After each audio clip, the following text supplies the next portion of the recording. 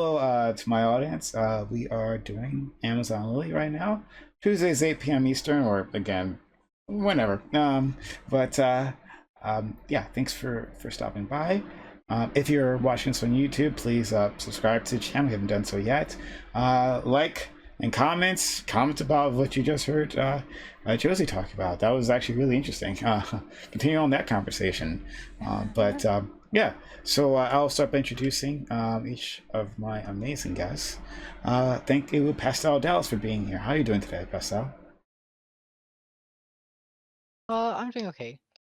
There's a little bit of drama going on in a Discord server that I'm in, so I am also going to be checking in on that during this panel because there are a lot of people coping right now, and it's kind of interesting to watch.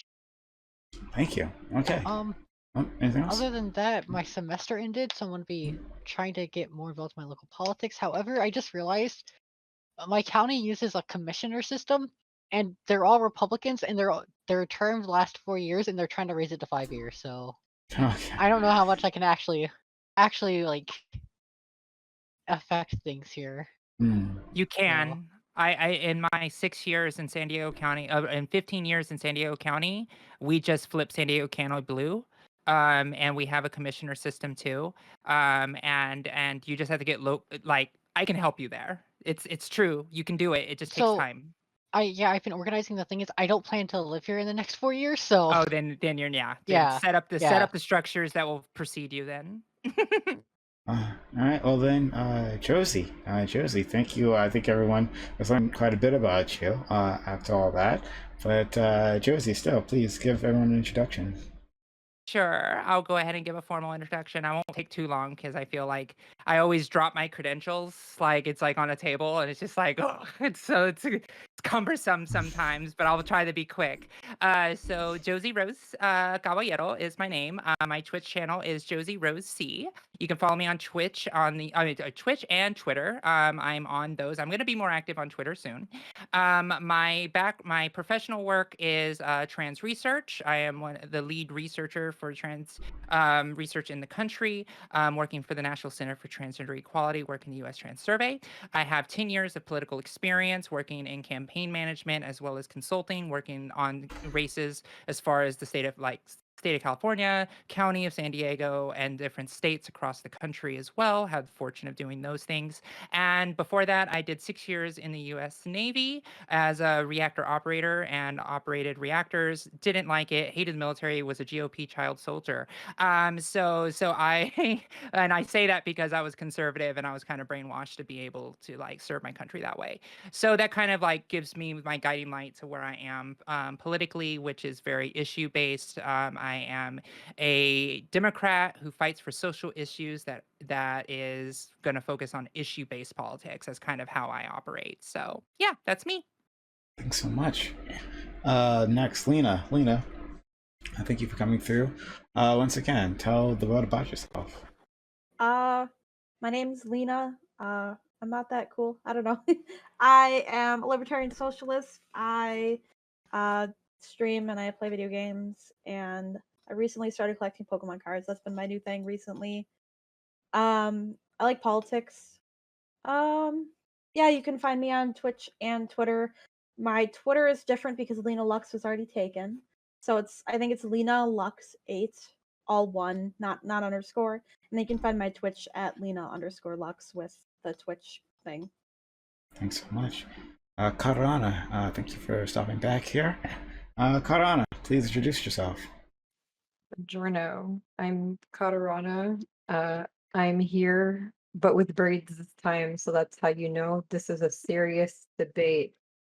Um, Beyond that, next time I come on, whenever that is, I will be done with school because I'm writing up my thesis. It's gonna be a fucking 12-hour stream today. I have a couple of energy drinks. I'm knocking them back. We're finishing this fucking degree tonight, boys. Other than that, uh, I'm a physicist. Uh, yeah, other stuff. I don't know. I'm pretty brain dead right now. Hey. You're crushing it. You're crushing it, girl. Keep it up. Thea Maeve, I have not met you before. How are you?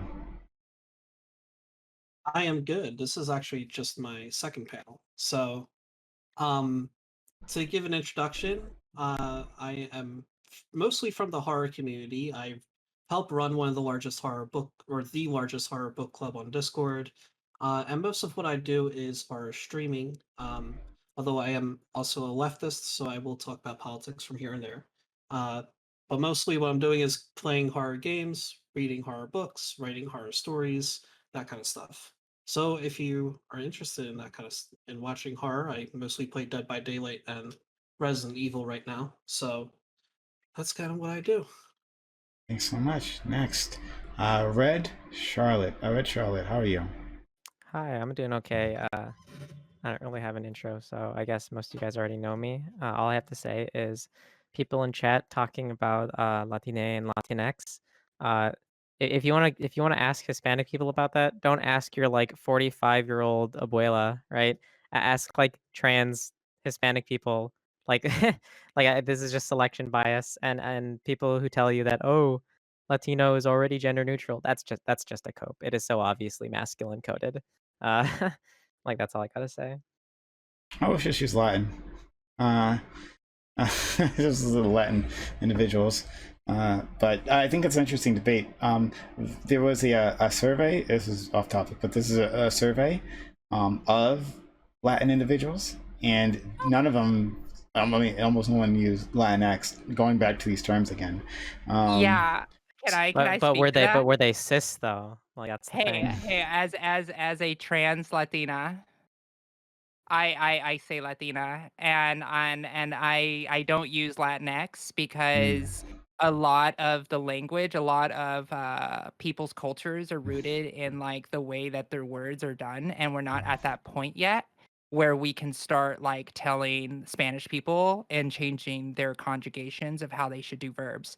So I will say this as a researcher, someone who goes as a Latina myself, that it's a hard conversation because although it is more inclusive for Spanish non-binary people, even the non-binary people that I know that are Latin will say Latinx, but they're never ever force it on anybody else. I've never heard them force it on anybody else. So I think it's like it's going to take an evolution again. We're at that point where we're going to have that conversation, but it's not deep enough yet. Like you're like 8% of the Latin culture is there, right? 8%. So there's a long way to go. So there's a lot of transphobia still there. So it's a hard one because I don't think that one's the one we need to be fighting for. We need to be fighting for trans liberation as a whole. And people see policing as language, especially on pronouns, as like an attack on them. And all we need to do is like fight for trans liberation. So I'm gonna say that most Latinos and just let trans people call themselves who they want to call themselves, and don't assume just because they're a Latin trans person, say Latinx. No, Unless I said there's like yeah, it's a fight between two. It's Latin A and Latinx, right? It's like I yeah, hadn't even heard of the yeah, other one, Latin A. yeah. I've never Uh, heard Latin A either. Because Latin is like Latine. actually more within the language, whereas X isn't something that you ever add in Yeah, Spanish. But the thing about both of exactly. these is that they were both made by like American Hispanic people. So right. Yeah, yeah, and that's really where where a lot of the issue comes in because it's like so rooted in like culture and it's hard. I know like I've lost family because I'm trans. Okay, so like I Yeah, understand how it's hard culture to will make things degender. happen. It's hard to Yeah. degender extremely gendered languages. Yeah. Yeah, yeah. So it's like it's just making sure that it's not like a prescription and just a preference, right? Like let them say Latinx. Don't say it for them Fair enough. right now at this point. I think you will win more friends that way. Because it's like no one's going to ding you for not using it, but someone might ding you for using it. So I would rather not go with the thing that people might get annoyed by if you're trying to be persuasive. Fair enough. Yeah. Last but certainly not least, we have Maddie. Maddie, thanks for coming through again. Yeah, no problem. Again, sorry I was running late. Tuesdays are tough because they're the days when I have my like weekly calls with clients. So I try to like wrap it up quickly and then like put on lipstick and come on. But yeah, hi, I'm Maddie Cakes. I'm a I love how I know Josie is has that description where it's like, I am a Democrat fighting for social issues and is socially conscious. And I love that description because I agree. Like I used to call myself a progressive, but I don't know if like my personal ideology fits neatly under that umbrella. So I am I'm a typical social justice warrior that cares about lots of things and tries to find pragmatic solutions to help marginalized people now and fight for systemic change in the long term. But yeah, I'm everywhere. I'm mostly on Twitter. But yeah, this is gonna be fun. I love Amazon Lily. It's great. Oh, well, thank you. All right. Well, 45 minutes in, we'll finally get started. So, as usual. All right, let's jump to it. Topic 1, and this is for our friend who's in chat, GSU Gambit. He actually came up with this a little while ago, and I decided to ask it on Lily. Do you think that chivalry is sexist? If a man opens a door for a woman or insists on installing a spare tire, is that a problem? What if a man inserts himself in a possibly aggressive confrontation involving women he doesn't know? Have we advanced beyond the point where any of this is necessary? And again, thank you, our good friend GSU Gambit, for being so kind as to ask that question. So we'll start with Pastel Dallas for introductions.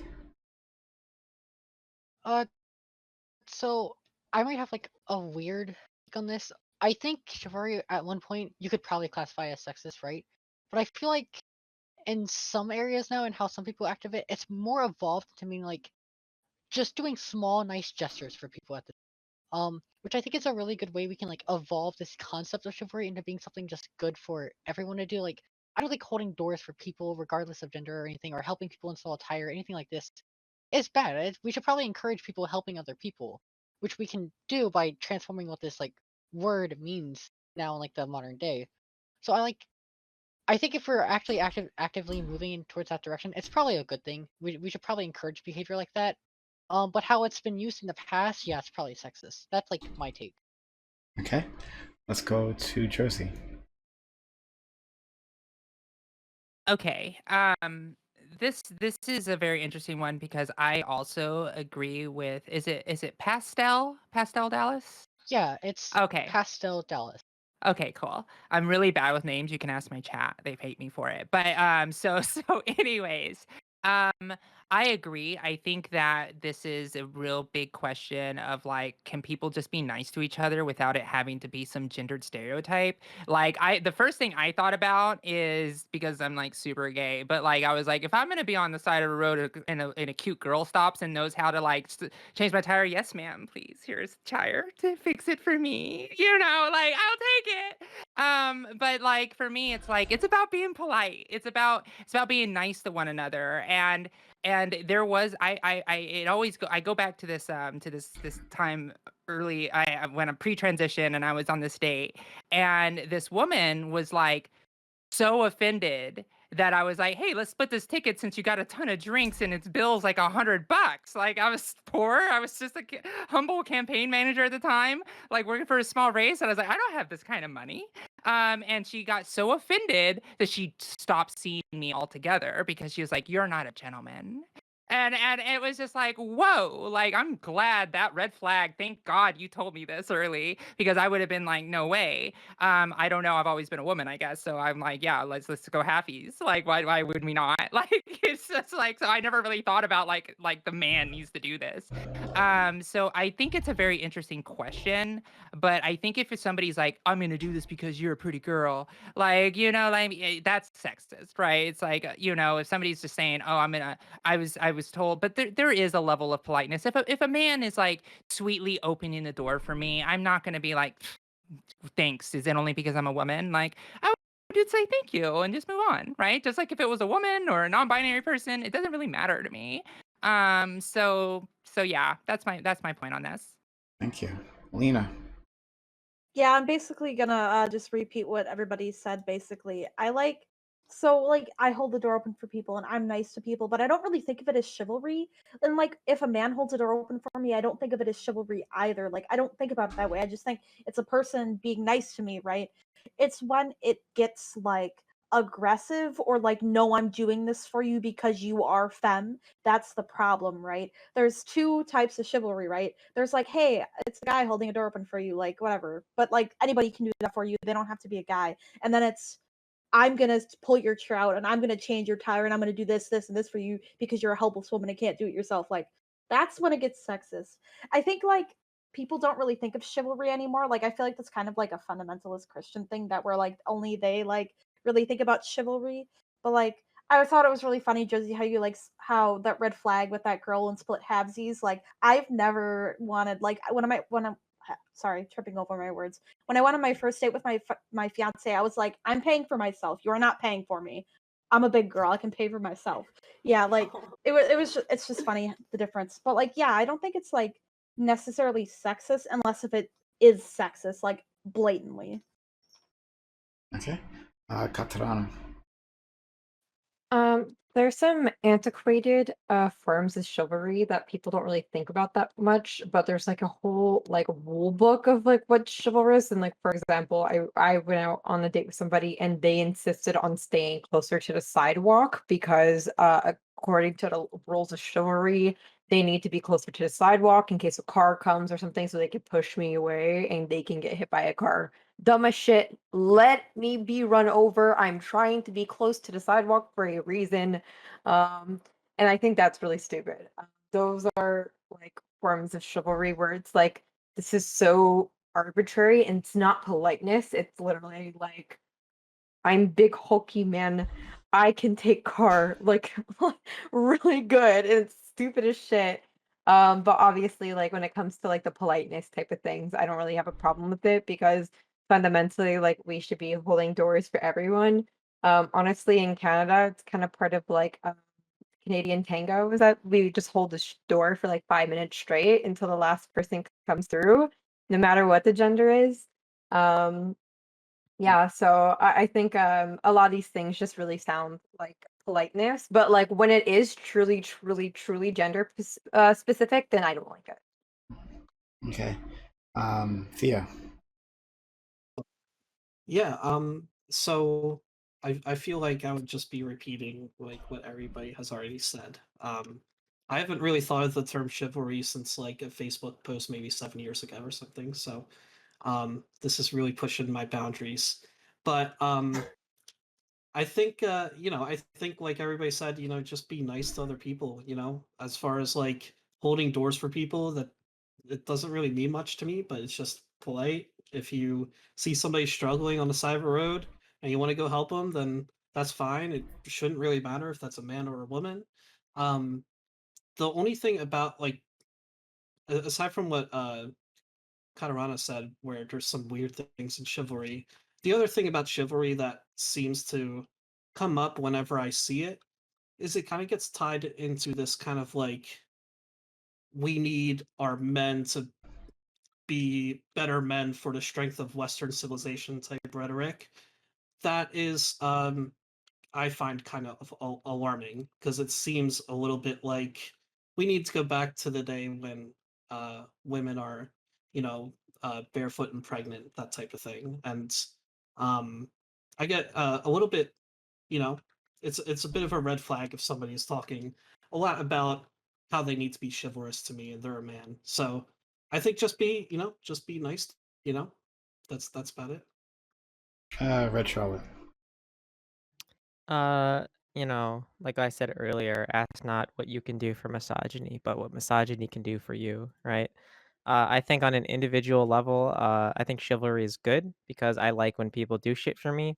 I like when big strong men carry boxes that I easily could carry, but why would I? Someone is Or there women. because they've internalized, their misogyny, or I can just be like, oh, can you carry this big thing for me? Thanks. And then they'll do it, right? Because they've been conditioned to do it. It's great. You But even got the I think voice down. societally that we shouldn't like we should promote more like gender equal like helping of each other and like assistance of other people, that we shouldn't just open doors for people just, because they're frail little women. You should just open doors for people, everyone, because it's polite. And I think mostly we have moved towards that.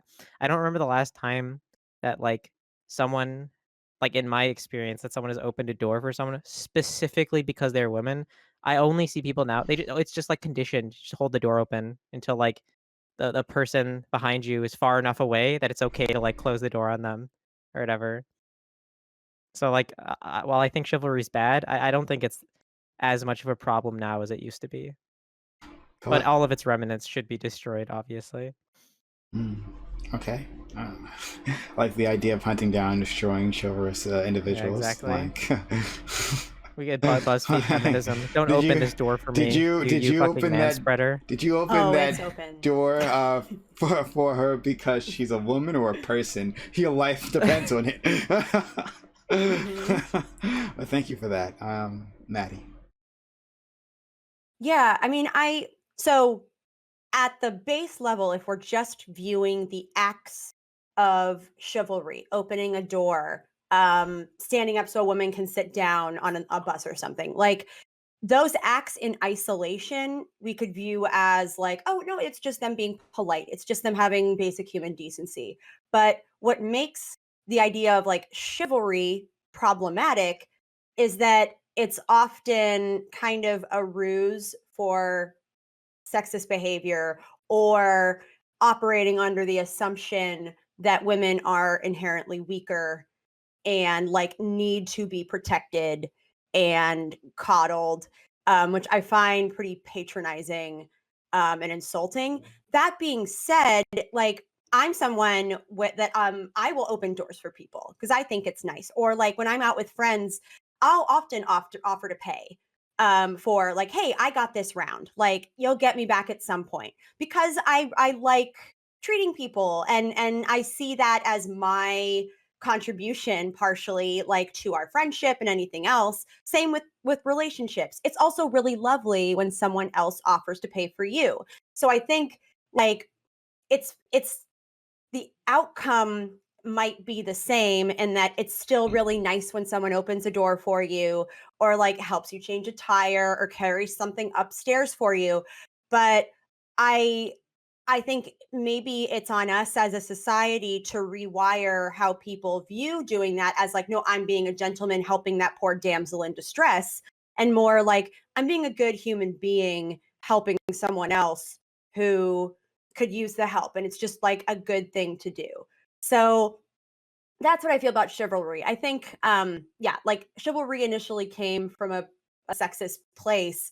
The actual actions of chivalry aren't inherently like sexist on themselves, but it becomes sexist if like you're doing it because you think, oh, this poor weak woman, I need to like help her because she's just so helpless and overwhelmed and her fragile disposition couldn't possibly handle it. So that's sort of my take on it. Okay. So open to the panel, but I guess as the only guy here, I'll say, when I was in college, especially, and I don't know, I'll just say, well, so when I was in college, I hung out with these two individuals. One was a man and one was a woman, and I would make a point of opening the door specifically for that woman all the time, everywhere, and to do other things like that for her.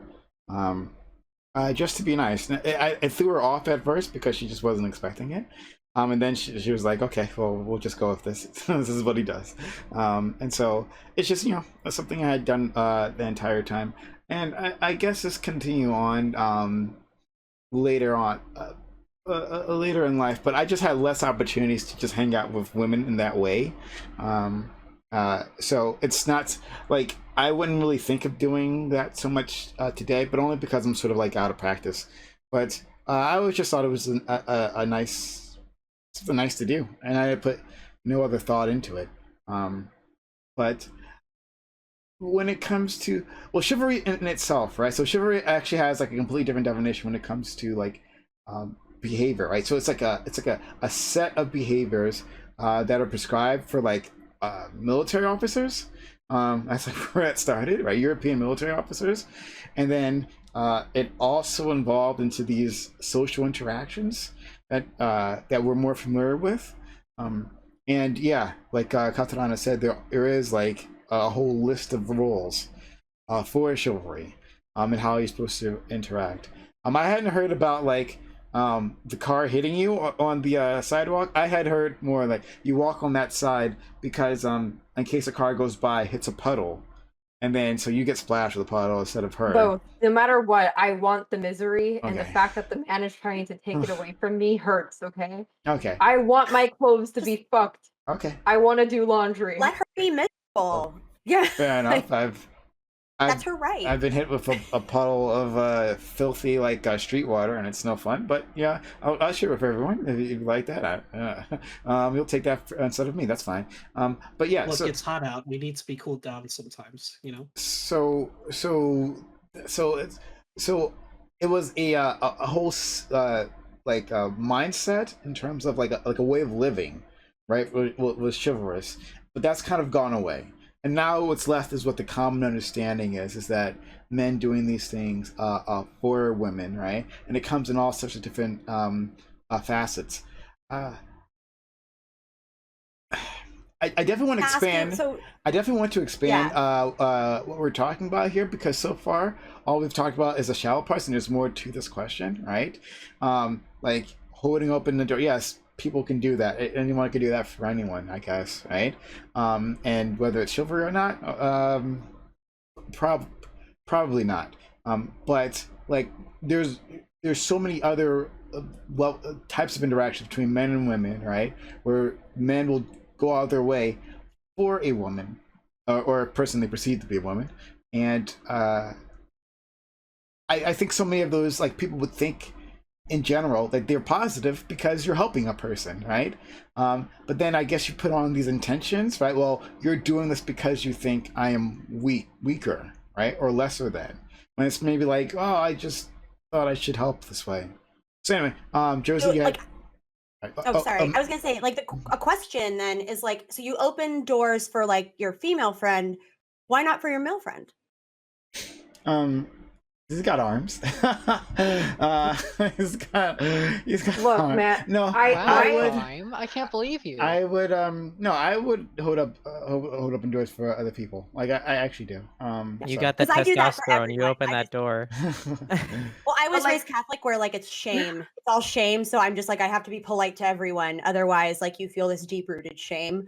But I think that's the question though. It's like, or those guys that, like, if they're talking in a group and there's a woman in the group, or like gender non-binary, if I'm presenting, and they like say a swear word, then they turn to her and they're like, oh, sorry.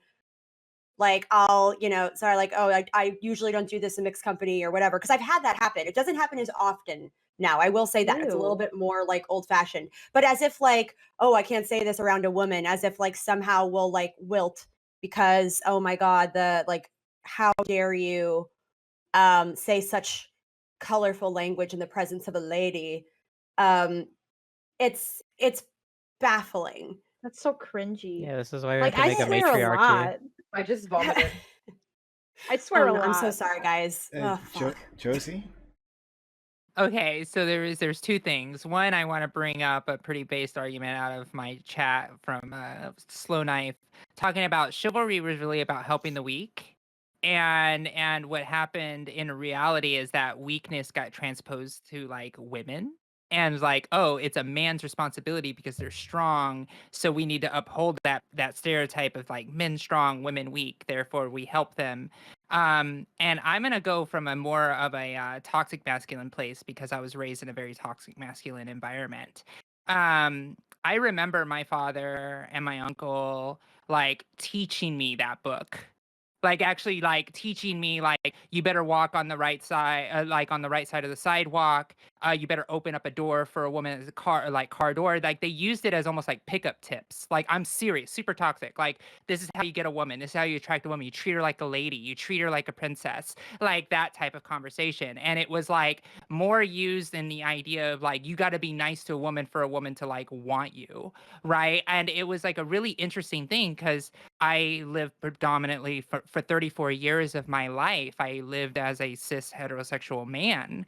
And so basically I've had different situations where early on in my life, like in my 20s, opening the car door and getting flowers and like opening the door, paying for the check, all that stuff was very appreciated by the women that I dated. And then there was a shift that happened, which was like, oh, well, it's not like that anymore. And the women that I was starting to become more attracted to were the more independent women that I liked and and they had their own, like you said, I'll pay for my own damn lunch, food. I want the water to splash me. Like those are the women that I started getting really attracted to. So I was like, cool, I guess I don't have to throw out this book of chivalry because I can just be a naturally good human, and it's great. So I think it's very interesting, like from the vantage point that I stand, and probably some of the other trans women in here can probably agree as well.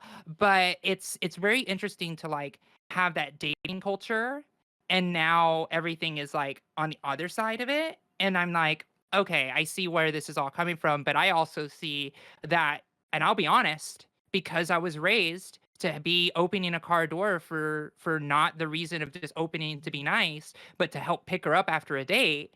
Like I think about that now, I'm like, oh, that was super awful. Like I had ulterior motives because my toxic father and uncle taught me that this is the way it was supposed to be. So it's kind of sucks to like think about it in that way. But now I open the door for anybody. Like if I'm on that side of I don't even remember the last time I opened up a car door for a woman. Honestly, I've forgotten. It's been so long. But I used to do that all the time, every time. It was kind of like my thing. Like it was really weird. And I wrapped some of my own identity in that. It's super weird, but I did. But yeah, I think we have to just be careful that the root of this is that men are strong, women are weak, and that we cannot let it get back to that toxic place. We just have to be like, hey, this is a nice thing to do. Oh, thanks for getting dinner for me. That's really sweet. Oh, like that type of stuff, One. right? Yeah. Yeah. So Yeah. obviously the solution is to put put estradiol in the water supply, right? Yes. You mean Yeah, we're not doing that chemtrails, already? We need to force But- feminize. I don't see how it could even be seen as like women are strong. Women are weak and men are strong when it comes to things like buying dinner. Like, am I too weak to take my like wallet out of my purse? Like, what exactly is the utility of that? He's the Because provider. Yeah, he's the breadwinner. Yeah. dude, Take like care he of has you. yellow things on his shirt. Like, what are you okay? Like, fucking hell. Like, I agree. It's ridiculous.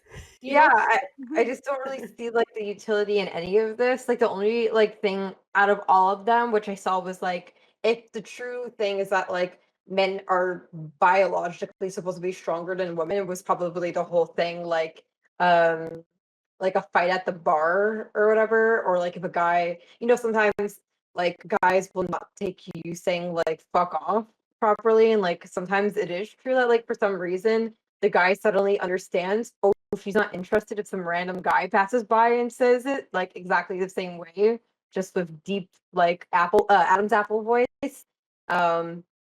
Yeah, like there's that whole thing because even like I've had friends who's like have told me that their sons have had to like tell people to fuck off for them, and it's like really weird because like their sons are like 8 years old, and it's like my mom said leave her alone. And they're like, oh, okay, yeah, you're right, bro. Jesus. But Not beyond, wild. Yeah. That's But, crazy like- that they take an 8-year-old boy more seriously than a grown woman. Like that's disgusting. Like what? Who Right. raised these people? Like really? Like Josie, I found it really interesting how like you were talking about how there's like this shift in like people who just wanted to be like independent women, right? Not like because I can't believe that your like family raised you to be like chivalrous, I guess. Like I don't know, I've never been interested in like anybody being like that to me, and that's so crazy that they raised you that way. Like I don't know, it's so weird to me. Even when I was growing up, I grew up pretty conservative, right? Even my parents were like, you can do what you want, like doesn't really matter. So it's a little weird to me. There's some my cultures altogether where like women are essentially Mhm. taught to like sit there and like fan themselves and wait until like the man comes over and brings them water or something. Like Your in my home, audio is kind of messing up a bit, but I think is we've got. it? Yeah. But you're yeah, making a really good point because it's true. yeah. Okay, I'll try to fix it and then I'll get back.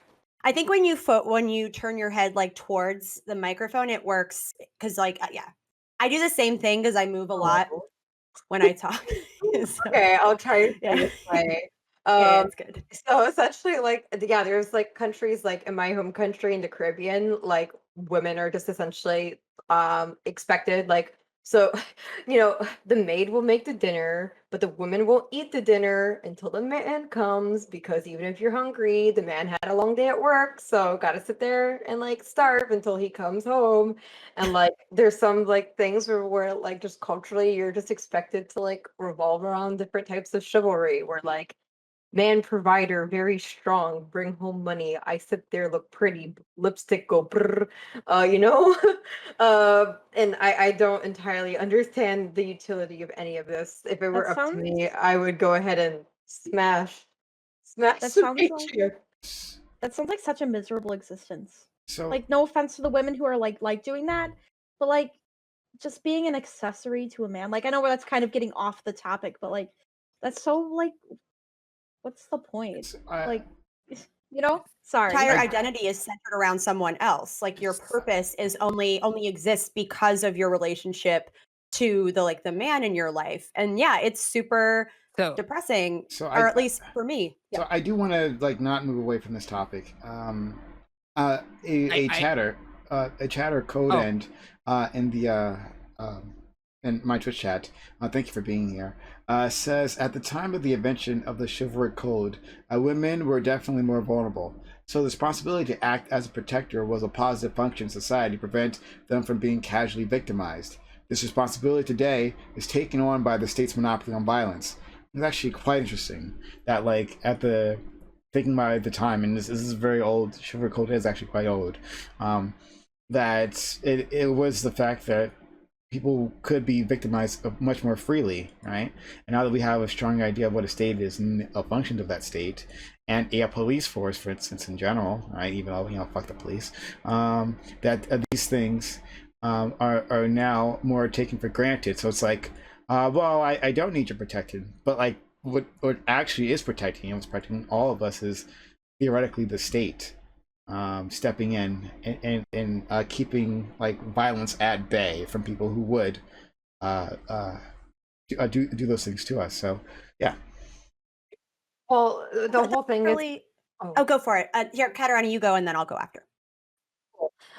Yeah, the whole thing when a lot of this first came around as like, even when we were like taking British literature, it's like the 1200s, right? So like your ability to go ahead and actually go ahead and identify somebody that's committing crimes against you is like quite low. There's also the whole thing of like the only people that you have to go ahead and most of the time protect you are like just whatever adults or men are in your immediate circle. And thus, like, if most of the times you are being victimized by men, so you need to go to ask a man, hey, like that person did an assault, because those types of things were a lot more frequent, that some guy would just do an assault to you.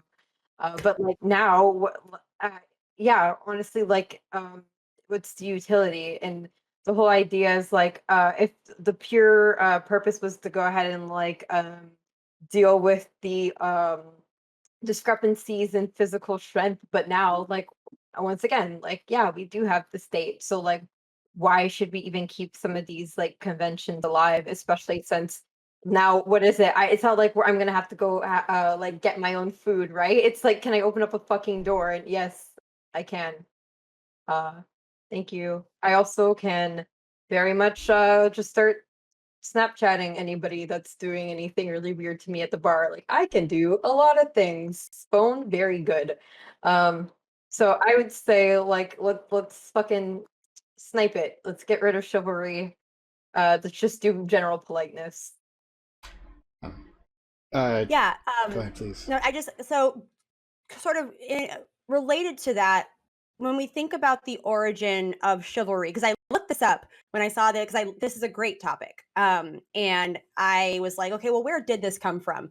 Because I think we have this idea where it's like, no, this is like it had honorable origins, where no, this is just this code governing men to like treat women well, but like it really didn't have that much of an honorable origin. It came to be because powerful men, like knights, these like knights in shining armor, whatever, were raping, looting, and murdering too much. And the church decided to intervene and create like a code for chivalrous men to abide by. And this really was more targeted at the aristocracy and like the upper classes. It really wasn't intended to be used by like the peasant class and anything else.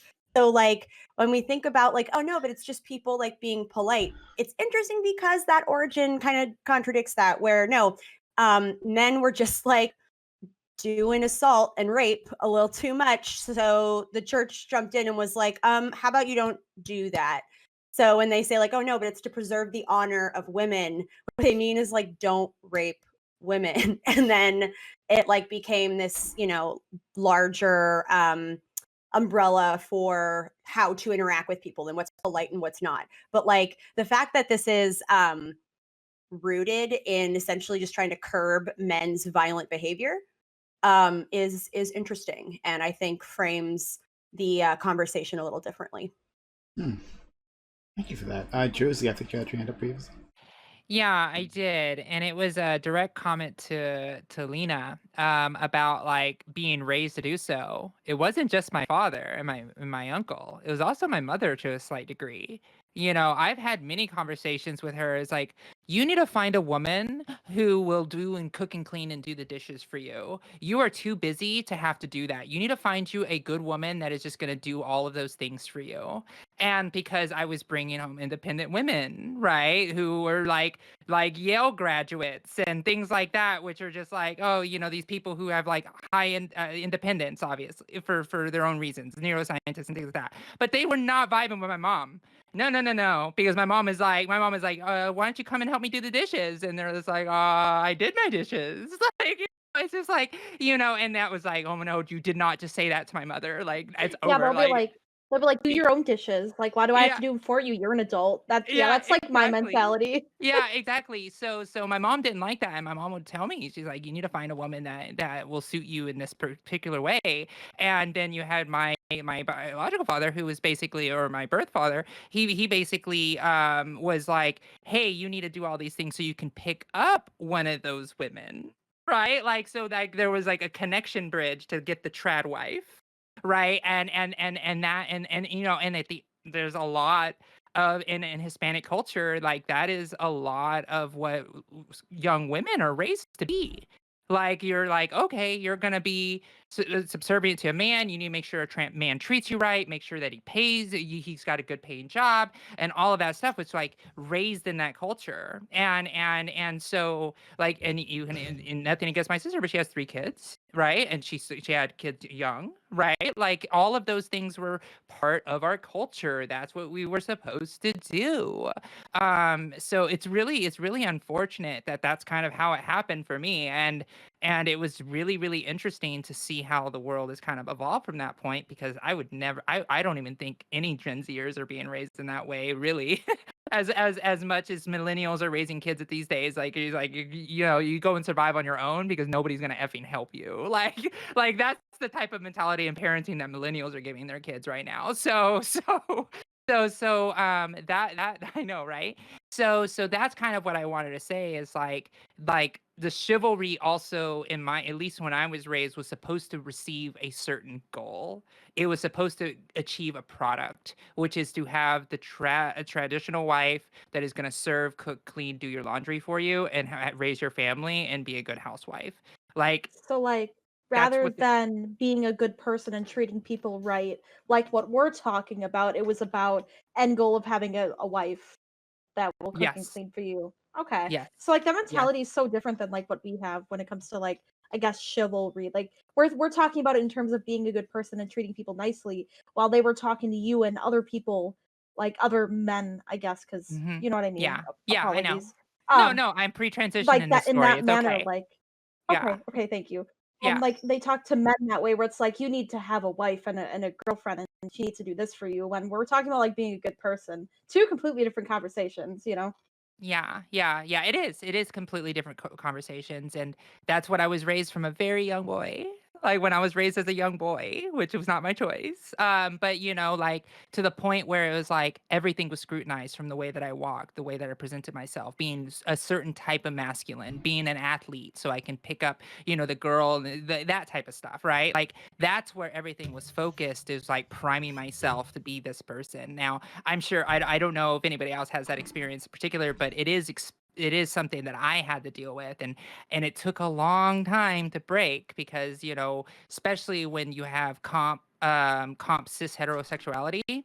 So it's like you're not like, because I'm a queer trans woman, right? So I'm attracted to women. My orientation didn't change becoming a trans woman. So for me, it was like I was already attracted to women, so I was kind of like lived in this mentality of like, hey, I'm being successful with women, so why would I change anything? And I thought that's what it was, but it was hard to break that mentality of like, no, I'm a woman and I want to be treated like a woman by a woman and love a woman, which is a very different mentality than like a straight relationship. There's a lot to unpack in that statement, but it's definitely probably one of the most complex things that I think about when I think of my gender identity and my transition, because it was a lot of those mentalities that were like locked into me that made it very difficult for me to like poke my head up and be like, wait, this is all wrong. It took me 34 years, right? Before I was like courageous enough to be like, yeah, this is all wrong. So yeah, those implications are so deep. They run so deep, and being raised in that toxic environment of chivalry and all that stuff caused serious damage to me. I'm lucky I survived. Like I'm a survivor. You know, so those are the things that I have to deal with those type of things. But it's interesting now taking a look back, you know, from a different vantage point to see like where all those failures were. So But Yeah.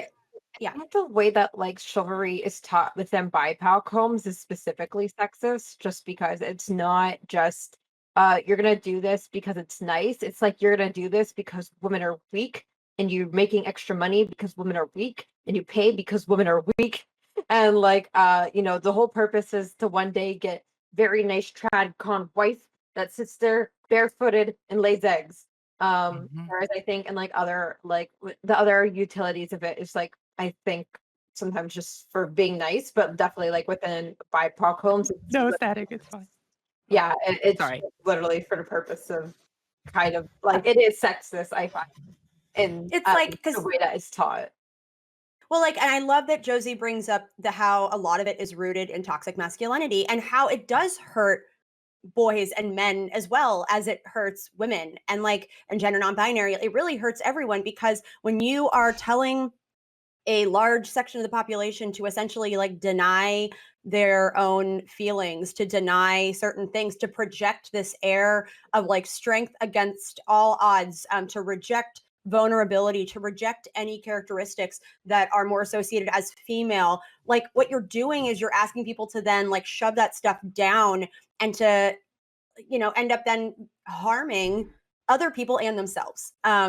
And so much of chivalry, I think sometimes, especially when it's like, oh no, I'll pay for dinner, I'll whatever. It's because like men have been conditioned to think I have to project myself as a provider. I have to like project this air of like, no, I am the strong one. I will take care of you.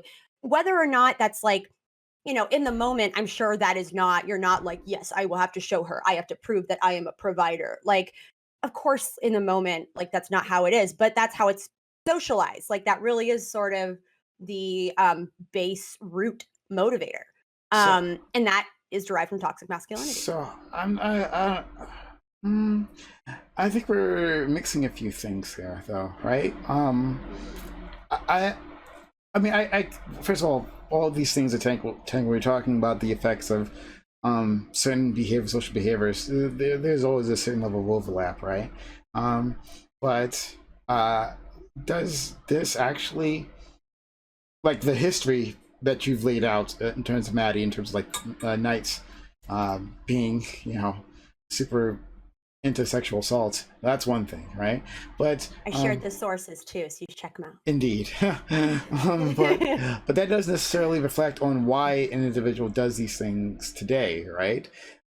These things have roots, and they have an effect, but that doesn't necessarily mean like, like it's keeping men from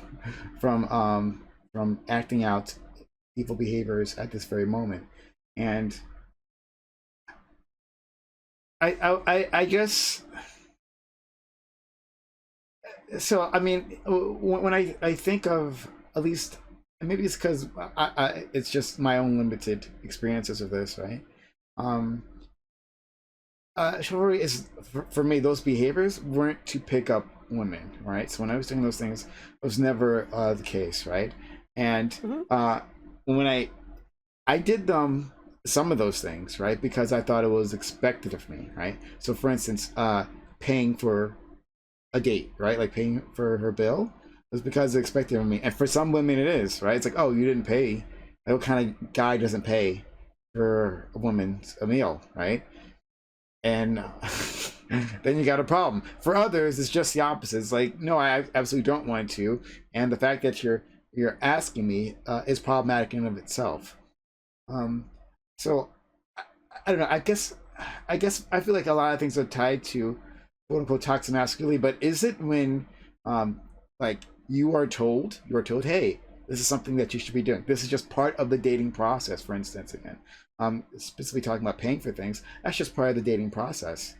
And like, is that the root in toxic masculinity, or is just like these are the social norms and you're just doing your best to follow these things? Oh yeah, open a car door for a woman, right? Is it because necessarily I think that she can't open a car? She's opened thousands of car doors in her lifetime, and of course she can. But oh, this is part of the dating process. This is what I'm going to do, right? Going back to what Josie was talking about, like this is how you pick up a woman. Now you could say that these aren't great behaviors and this isn't a great mindset, but like, is it necessarily that like this is some, I don't know. Do you understand what I'm trying to say? Or Well, I do understand that, there's always going to be overlap on toxic masculinity with every woman issue that you put out. Mhm. So that's why things are overlapping like crazy right now, because that's just that's just the patriarchy. But I think that we should also like look at it in a sense of like, because, and this is like the MGTOW stuff, right? Like trying to like pick up women and trying to do the formula to try to like make sure that they can do. Is that MGTOW? Is that what that? I'm still men learning going Twitter. their own Tua. way. Men going their own way. Yeah, yeah. So No, when you're doing Yes. when you're Pickup doing artist? realize is pickup artist. Okay, so you have like pickup artists, right, that are trying to teach like young men to like come up with the formula to pick up women and all that type of stuff, and like it's all rooted in like really really toxic stuff, and a lot of times it's like, oh, be nice, like the nice guy complex, or be a little rude, be a little mean, right? And there's like this weird formula that they try to do to try to win women, but the thing is, and I think this is where I think Prime, I think you're trying to get at, because it's hard to articulate because it is a very ubiquitous thing, right? Is the fact that men, and I'll speak as a trans woman. I had no idea how to be a man. I had zero idea. So all of my interactions of being a man was through media, through what I saw from male role models that I had in my life, and like what society said a man was supposed to be. That's the only rubric that I got coming out of the womb. Okay, there was nothing internal to me that made me say that I was a man, right? So a lot of it was like, okay, these guys say I have to do this, and these guys say I have to do this, and this has to be so. It's a very interesting experience for me, at least. I'm not speaking for all trans women. This is just unique to my experience. So I get how a young man would get all of these mixed messages, right? So you have pickup artists over here saying this, and you have like a woke, progressive woman, I guess, saying this, and you have all of these different messages coming in from different angles, and then you have culture also saying, hey, by the way, you want to get a traditional wife so she can cook and clean for you, and that sounds pretty great, right? According to your culture, and then like there's all of these things just whirling around in a big big mess, and we just forgot how to talk to each other. Because at the end of the day, like what it really is about is like trying to vibe with somebody and seeing if you're getting along. And if the person that you're with likes you to be polite and open the door for her, then by all means make that happen, right? Because that's the way it's going to be. But like we just need to be able to learn how to like just look at another human and stop trying to formulate what you're supposed to do because of this person. There's a person in front of me. My brain's going through all these different processes. Do I open the door? Do I don't open the door? Do I pay for a dinner? Do I say thank you? Do I even say anything? Should I walk on the other side of the street? Like there's so many other things that are going on, and we need to get back to the root, which is like why people are being chivalrous is because they just want to be good people, right? And I think that's where some people are. They just want to be good people, and they were told by somebody a long time ago that said, hey, this is how you be a good person. Treat women nice. I'm sure a lot of people have probably heard that. Treat women nice. And women have heard men should treat you nice. Right? So all of a sudden, like we have this character type of how we're supposed to treat people instead of actually like, hey, you like that girl over there? Why don't you go talk to her and see how you how you interact, rather than me and like, you see that girl over there? Why don't you buy her a drink, then talk to her for 5 seconds, then leave, then come back, and then hope that you vibe, right? Like that's a big problem. Young boys are confused. How about Maddie, like please. treating us like human beings and not, sorry, yes. No. How about just like not putting us on a pedestal and like viewing us? Because I think that's also when boys are like, I don't know how to talk to women. I don't know how to talk to women. What I hear is that like you have put women on a pedestal and view them as this like different thing that's so untouchable and like perfect. So then rather than just like, hey, this is a human being, like go talk to them. How do you make friends normally any other way? Like approaching women or like getting to know someone isn't that different. And I say that as someone where like I used to have difficult, like I couldn't approach a guy if I'm like, oh, I think he's cute. And because again, I have a lot of my own like internalized misogyny and internalized toxic masculinity that I'm like working through as well. You know, it's really hard and it's frustrating when you see that in yourself, because you want to think that like, oh no, I'm aware of this, I've worked through it, but like I still have so much. I'm sure all of us do, because we were raised in a patriarchal society where that has a lot of toxic masculinity. So yeah, I think like what Josie's saying, I think a lot of it sometimes can boil down to like, well, how do we talk to kids about like interacting with members of the opposite gender? Like how are we putting women up on a pedestal, and as a society are we painting them as like, oh no, they are things to be revered and protected versus like respect? So I'm really going to expand on that in a second. First, I'm going to go to Katarana, but like I'm going to expand on that. Also, how do I make friends? I throw rocks at people, and eventually a few of them will come over. We'll have a conversation after the yelling stops, and we're friends. So that's how I do it. All right, Katarana. It was kind of interesting where you guys brought up like the whole like talking to women thing, because like myself, like I'm bi or pan or whichever one I guess is the most applicable, but I'm also like, when it comes to like dating women, I prefer to be in what someone would call like the men's role, but I'm also as a result very scared of girls, so I can't talk to women at all. Though I like can very easily talk to men. Like if I'm interested in dating a guy, I'll just be like, so no head, and then like, you know, high five, and then you go on about your day. But like when talking to women, I don't know how to do it, even though like I myself identify as women, and I think it's just like kind of a product of like there being not enough media to help me figure out what are like bisexual like women on women relations supposed to look like, as well as I just assume, okay, well then that means I have to assume the men's role, which for me looks like No. mm, You just okay. it's top energy. You're just looking for a girl with some top energy. There are no men and women and women and women relationships. I know, but like I don't you know. want that girl with that big clit energy. It's fine. I get it. Yes, Like it's a thing. I say this as also like a bi woman, like who have dated both men and women, because I agree. Like and again, it's like it's fighting through my own sometimes toxic masculinity, because I'm just like, oh no, I have to like hit on her differently, and then I have to like come back and be like, no, the fuck I don't. Like, and yeah, it's fucking hard. And yeah, being someone who is attracted to both genders is just a lovely like extra degree of confusing a lot of the time. Go ahead, Lena. And then I would like to expand this conversation, because I feel like we're focused on one narrow part of this, but go ahead. I just find it really interesting how like you were thinking about like talking to women like they're just regular people, right? And that was like one of my main things like when I was starting to grow up and like starting to get in the dating scene is sorry, my nose is running allergies. Um, I never wanted to be treated different. Like I just wanted somebody to just talk to me about whatever they wanted and just like chill and hang out. I never wanted a guy to be like, "Oh, Lena, you're the most beautiful person I've ever seen and you're so special." Like I just want to chill and I want to watch anime and play video games with you. Like, and that's what my fiance and I, how we met. We Our first date was watching anime, or well, dates was watching anime, and like I think that's what like a lot of like I guess femme presenting people want. Is they just want to talk about their interests. They want to do things that they enjoy with each other. It's not like they want some like huge like grandstanding or they're like, "Oh, you're the best thing ever." You know what I mean? I hope what I'm saying makes sense. I just thought that was interesting, Maddie. So, I That you guys watched anime for your first date. That's so cute. So I wanted to, yeah, try to expand this conversation because this question was more than opening doors, but that's kind of where we got stuck at. This question was about like violence. So if there is violence being visited, and this is how GSU Gambit first presented this, this violence being done to, or a violent confrontation seems to be building, um, like if for instance, if there's a man that you're with, right, who you know, should they step in? That would be, chivalrous behavior to like put yourself in front of a woman who might be facing a violent confrontation.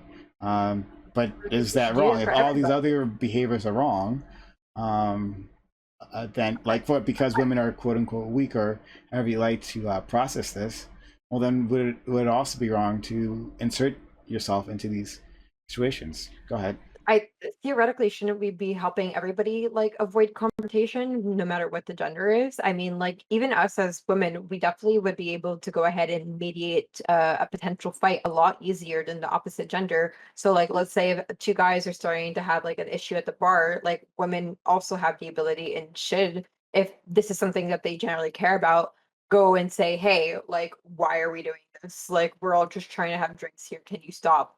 Um, like, so I think like if a guy is gonna go ahead and do that, like a guy should do that for everybody. Like everyone should be trying to break up fights for everybody. No one likes bar fights unless you're 13. So like, yeah, or any type of fights in public. Like any type of fights in public past high school are pretty whack.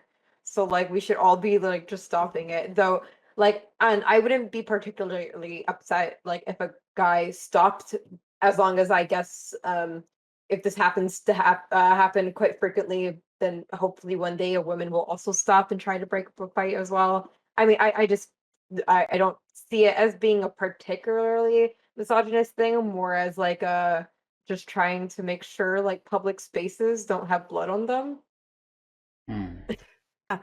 Like I would be curious, like when we say like, oh, it's she's like facing a potential violent confrontation.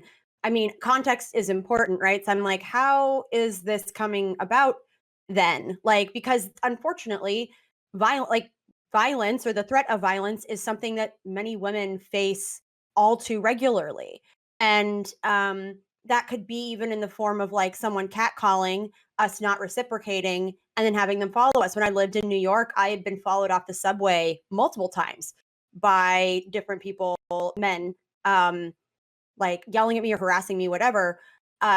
So like there's a difference. And I think context is really important here. I would also like to echo Katarana. I think I would hope that if a woman was there too, and like if there was a confrontation about to take place, especially if it's two people versus one, to like do what they can to de-escalate. Only because, yeah, like my natural inclination at least would be to protect and to like de-escalate and try to make sure that no one gets hurt.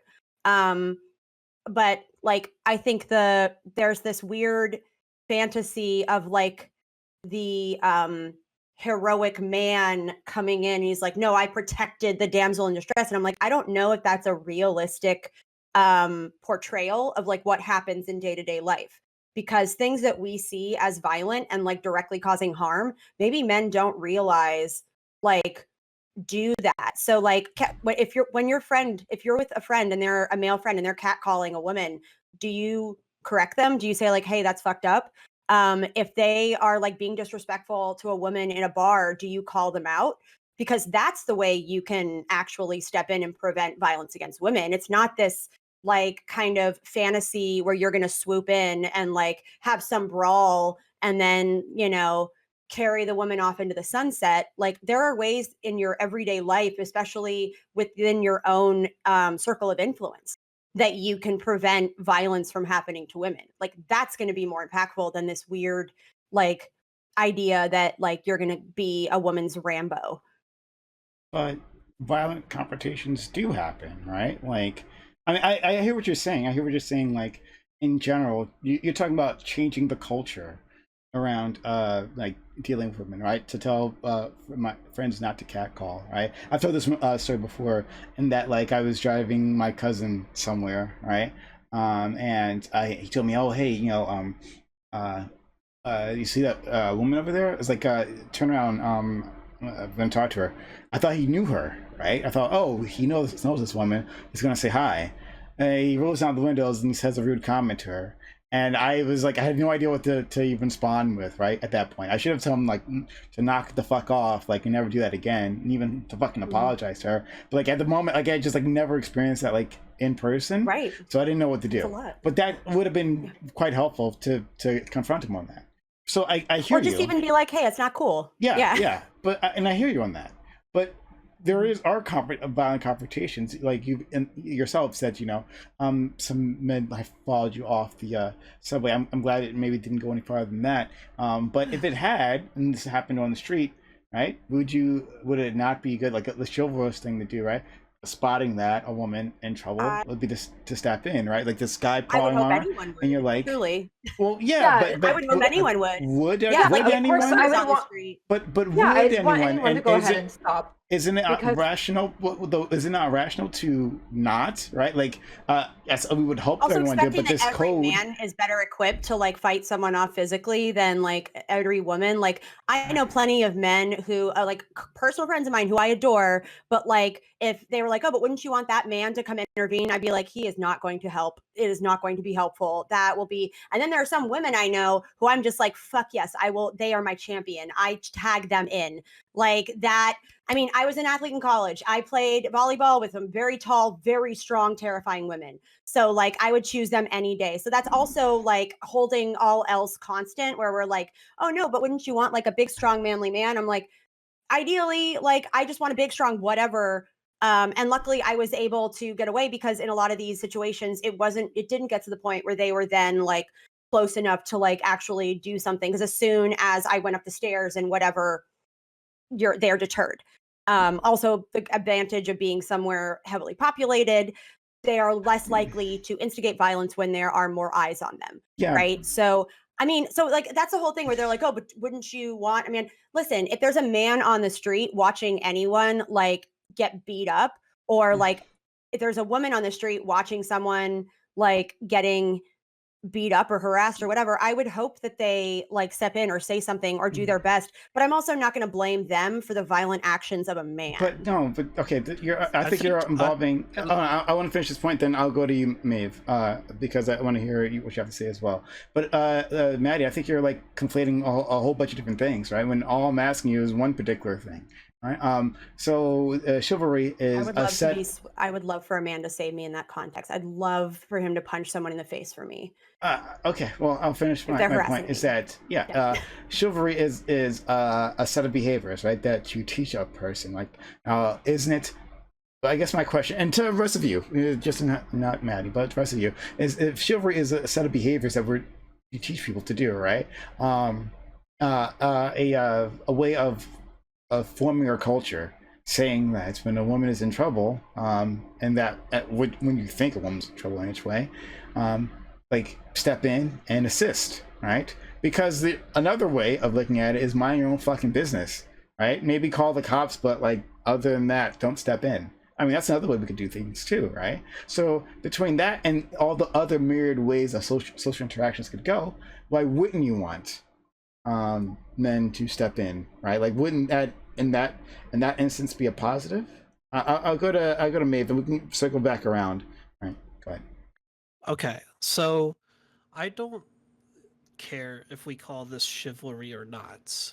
Here's the thing, like if somebody I know Katarana and Maddie has said this in their statements, but if somebody is if there's a violent interaction involving somebody, it shouldn't matter what their gender is. You should do whatever you can to help de-escalate that situation.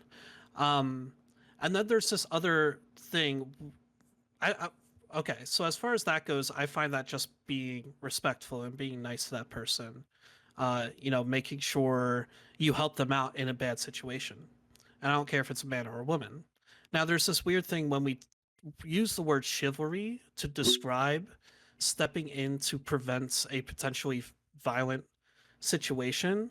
There's almost this kind of expectation where a man goes in, saves a woman, and then, you know, they go away together or something like that.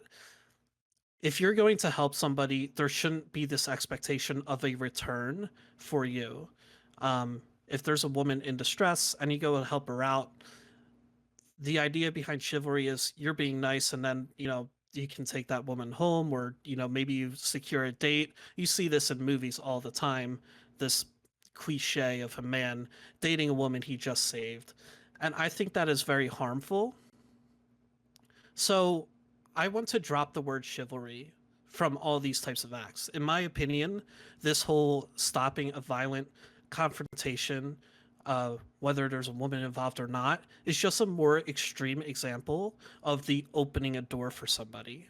You can if you're a woman, you can open a door for a man. If you're a man, you can open a door for another man, etc. Same thing with this. If you're a woman, you can try to prevent a violent confrontation between men where a man could be a victim. If you're a man, you can try to prevent a violent confrontation where men are involved and it's just men, no women. This is just being a good citizen. It's not really chivalry, in my opinion. It's just being a good person. So that's, my thoughts on this whole thing. Katarana, you had your hand up. Yeah, I did.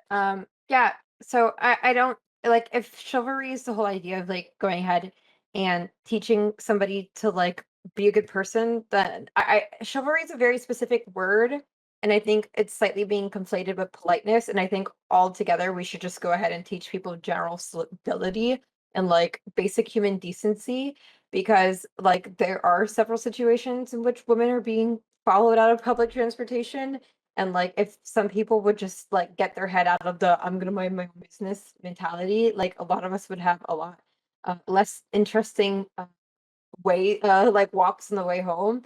Like I have been followed out of my metro where some guy just said, "Oh, I just want to let you know that you had bomb titties." And I was like, "Great. I'm on my way to dance class," but that was really helpful.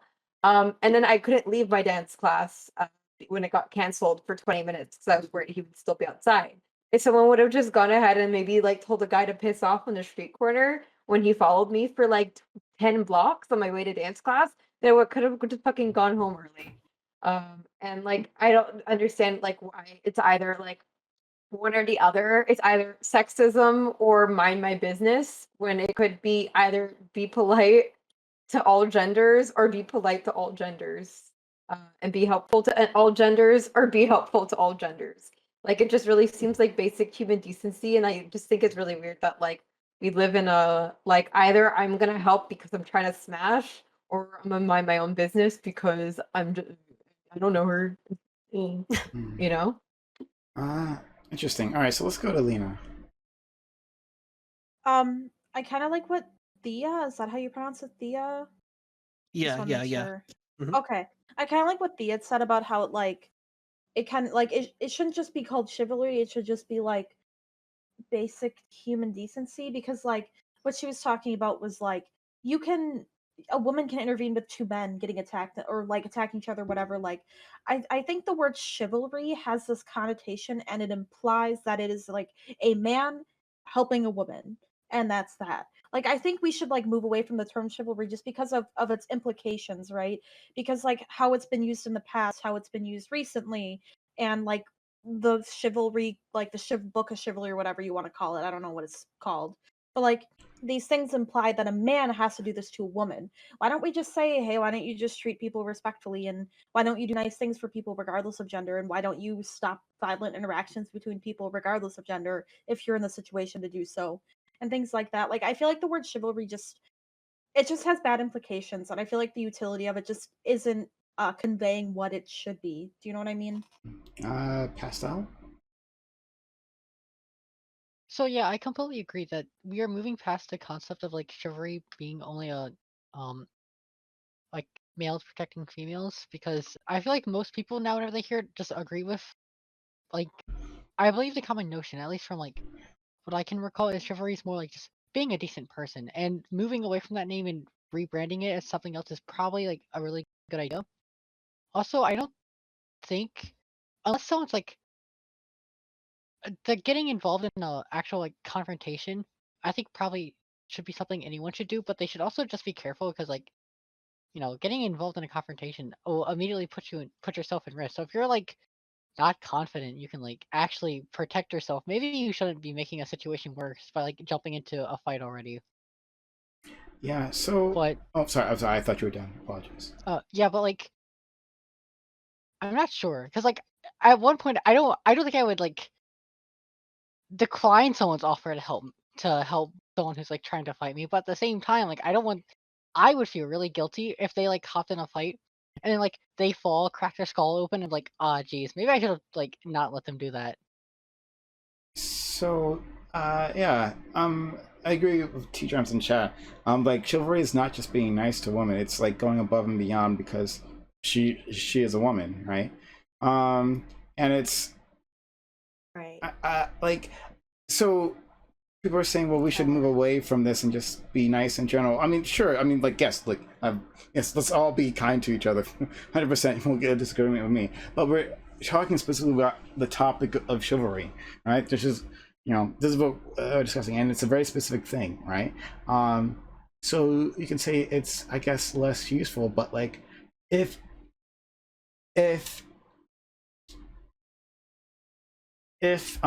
chivalry, right? If a person or any woman, right, was about to be victimized, right, by someone, right?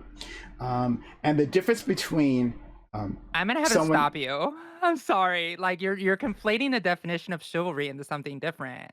Like I'm looking at like the definition of chivalry, and it's about it's and I wish you could see it on my stream, but like for example, definition of chivalry, like mounted men at arms, gallant, distinguished gentlemen, a system's spirit of customs of medieval knighthood, qualities ideal of knights, chivalrous conduct. That's the dictionary.com definition. I know. I saw it myself. But that's Merriam. Yeah. But the thing is, I think you have to like. I think what we're trying to tell you right now is that chivalry in the greater context is not men protecting women from violence. That's not what chivalry is. And I think that we're going down a rabbit hole right now that is just talking about should men be protecting women, and it's like that's not what we're talking about. Like when we took at the definition of chivalry and how it's used in the context, it is about like opening doors, being chivalrous, and making those type of things. And you can have a different conversation, but I don't think we should be trying to redefine chivalry in the context, especially since all of these women here are saying it's something different. No, but Yeah. hold on. Also, Let me finish my point. No, but you're saying I looked at that definition as well, and obviously no one here is using it in terms of like knighthood, right? Because that term has evolved beyond that, right? Like, so if you look in other sources, gentlemen. It's gentlemanly behavior, I guess is another way to say it. But like, my last name is Caballero. That's why my family was very heavy on that, which means gentleman. It comes from the term of knight, which was horseman. I get that. And it comes from also Castile means Spain. cowboy. But literally no one here. Vaquero. But literally no one here has been using it. Unless when we're talking about the history of it, has been using it in terms of like the behavior of knights, right? Like no one, we were talking about before, during the dating scene, we were talking about opening doors, right? No one was talking about it in terms of mounted knights. So like, I'm not redefining it. I'm simply using it within the context, modern context.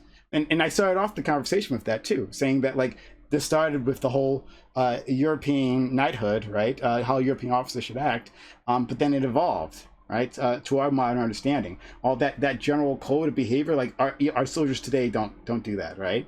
So so I'm not like I'm not making this up or anything. So yeah, and beyond that, what was my point before? So yeah, okay. If okay, let me try this again. If there was a person, a woman, was being about to be victimized, right? And the difference between someone stepping in, a man deciding that he's going to step in, right? And it's a big decision. Then, like, can you actually be of help? Can you actually be of service? That's a larger conversation.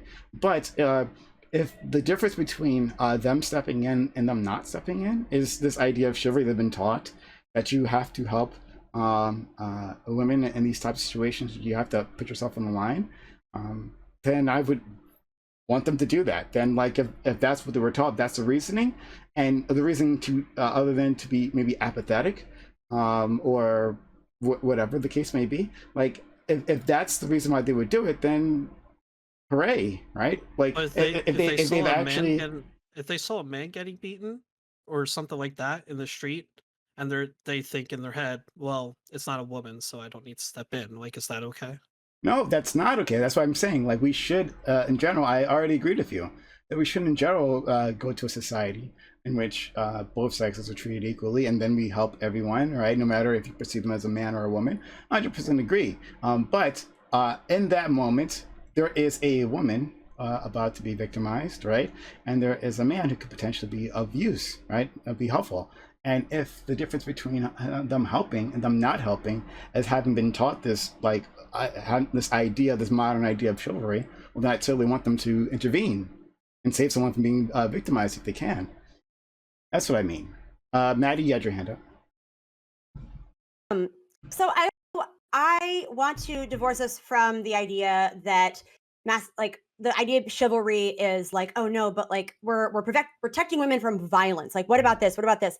Because I also think it's dangerous to blame bystanders for not jumping in if they're like in fear of their own bodily harm. Because like I think if you are able to intervene and like try to de-escalate, that's one thing. But like, I also am not going to blame bystanders for not intervening if like it's because they're like, I'm terrified that like I could potentially get injured or killed in this thing. And but like, so like I want to be cautious about painting that picture, but I also think it's kind of a misnomer to say like, well, that is really the idea of chivalry, right? Is preventing violence against women in that context, because we're acting like this is like some prevalent thing that's happening, when in reality when violence is committed against women, it is far more likely for it to be perpetuated by a man that woman knows and a woman close to that man than it is some random dude on the street. And like, look at crime statistics that backs it up. Same thing with rape. Like, women are more likely to be raped by a man they know in like a private setting than they ever are like from some random guy attacking. And I think this fixation on like, oh, but what if a woman's being attacked and then like shouldn't a man jump in? That like glorification of a man in a violent situation is also rooted in toxic masculinity, because we as a society tend to value and deify like men, or have that ideal based on their proximity to violence. And like seeing that as the epitome of a chivalrous man is a man who comes in and then acts violently on behalf of a woman. I just think like the fixation on that being the like test of whether or not chivalry should be dead or not is extremely telling, because that glorified ideal is also rooted in like this toxic masculine ideal. It Whereas also like, creates yeah. it also creates people who seemingly want people to be victimized so they can live out their hero fantasy.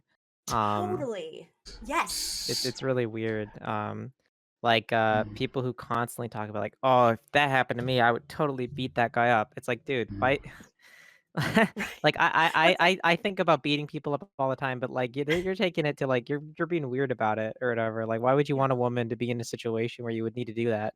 So Right. Yeah, or it's like if you want to prevent that behavior from happening, if you think that like, oh, if your ultimate goal is to stop that behavior from happening, there's so many other ways you can do that by simply like reinforcing good behaviors within your own sphere of influence and calling it out when you see it so that men don't feel like this is acceptable behavior. Because for many men, like pursuing a woman like that and being like really fucking aggressive is seen as okay. So I don't disagree with what Red Charlotte said. Some people having this idea of just being a savior, right? And it's like like there's this fantasy about it. Yeah, I don't agree with that. And I also don't agree with the stats that you were talking about, Maddie, in terms of most women being victimized by someone that they know, Okay. right? But that doesn't. I have to, let me there finish. has to be a correction. Let me There has to be a correction. It's a let big me- deal. let me finish my point, Okay, please. I'll let you finish. I'll let you finish. Please. Let me. Yeah. Sorry. So there is. So the fact that most women are victimized by men, so like is absolutely the case, and we've talked about this on this particular show before, right? And you've probably been here when we talked about it once or twice, right? But that doesn't change like the dynamic, right? So like if as a friend, right, of a situation, a friend of a woman, and I see that her significant other is victimizing her, the one victimizing her, right? If the idea of chivalry tells me to step in, right, and help this person, and otherwise I might not have, right? Would that still not be positive, right? So I hear you that like it's not the idea of a stranger doing the attacking. It could be someone that they know, but that doesn't change the equation in terms of helping someone, right?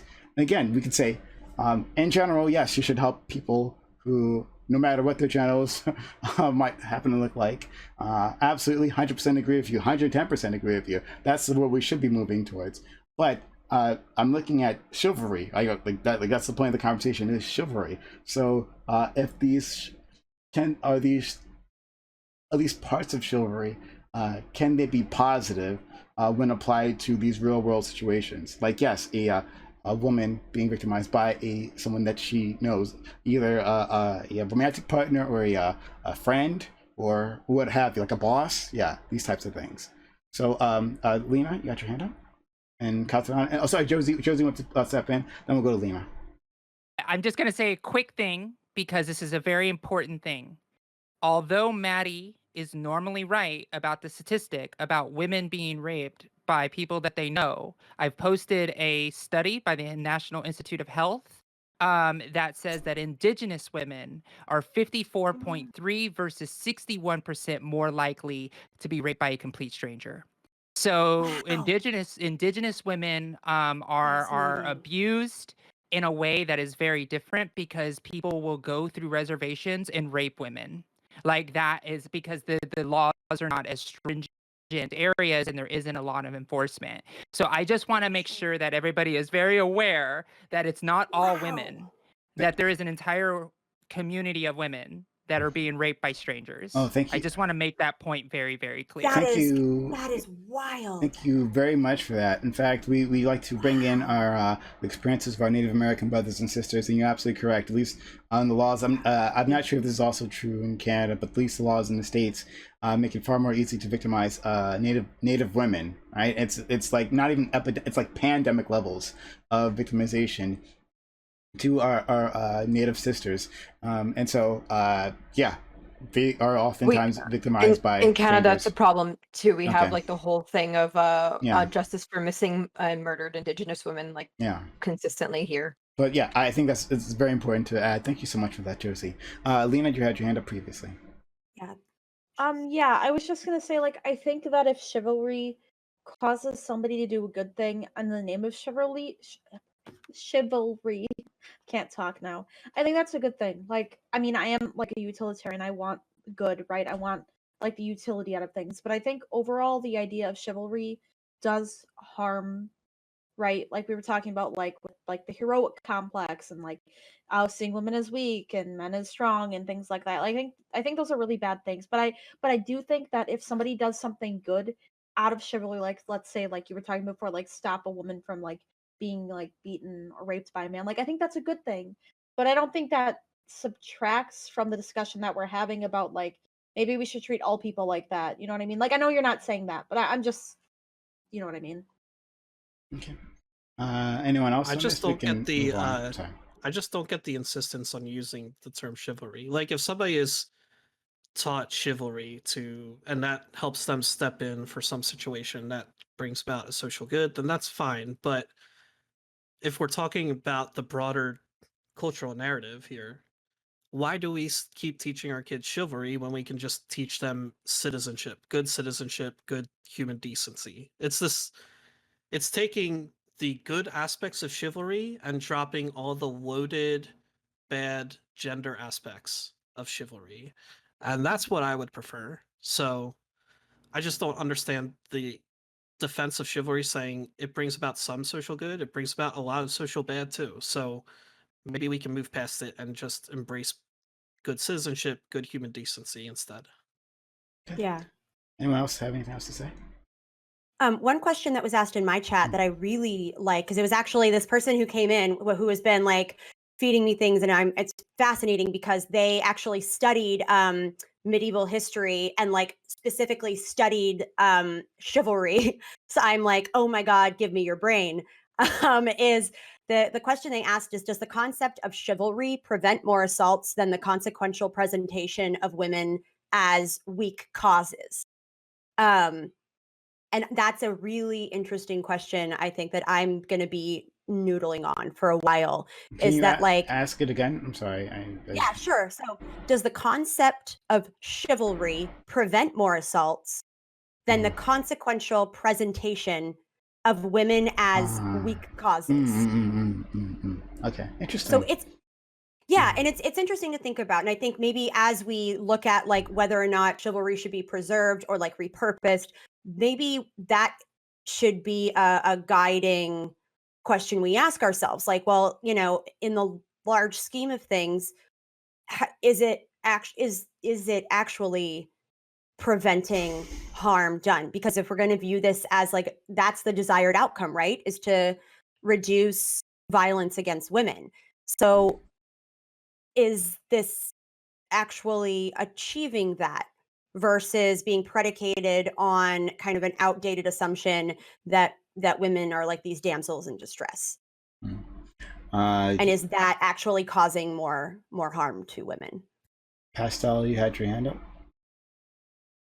Yeah, so my chat, I made a joke to my chat saying, so like, I'm not sure if I've ever mentioned this on your stream, Prime, but for a while before COVID, I was being trained in mixed martial arts. So like, throughout my life, I've done like karate, karate, taekwondo. I've done Brazilian jiu-jitsu, Krav Maga, a bunch of other martial arts, and they're like, well, would you want someone to break up a fight for you? And I told my chat like, hell no, like I want to beat people up if I get the chance to. It'd be fun.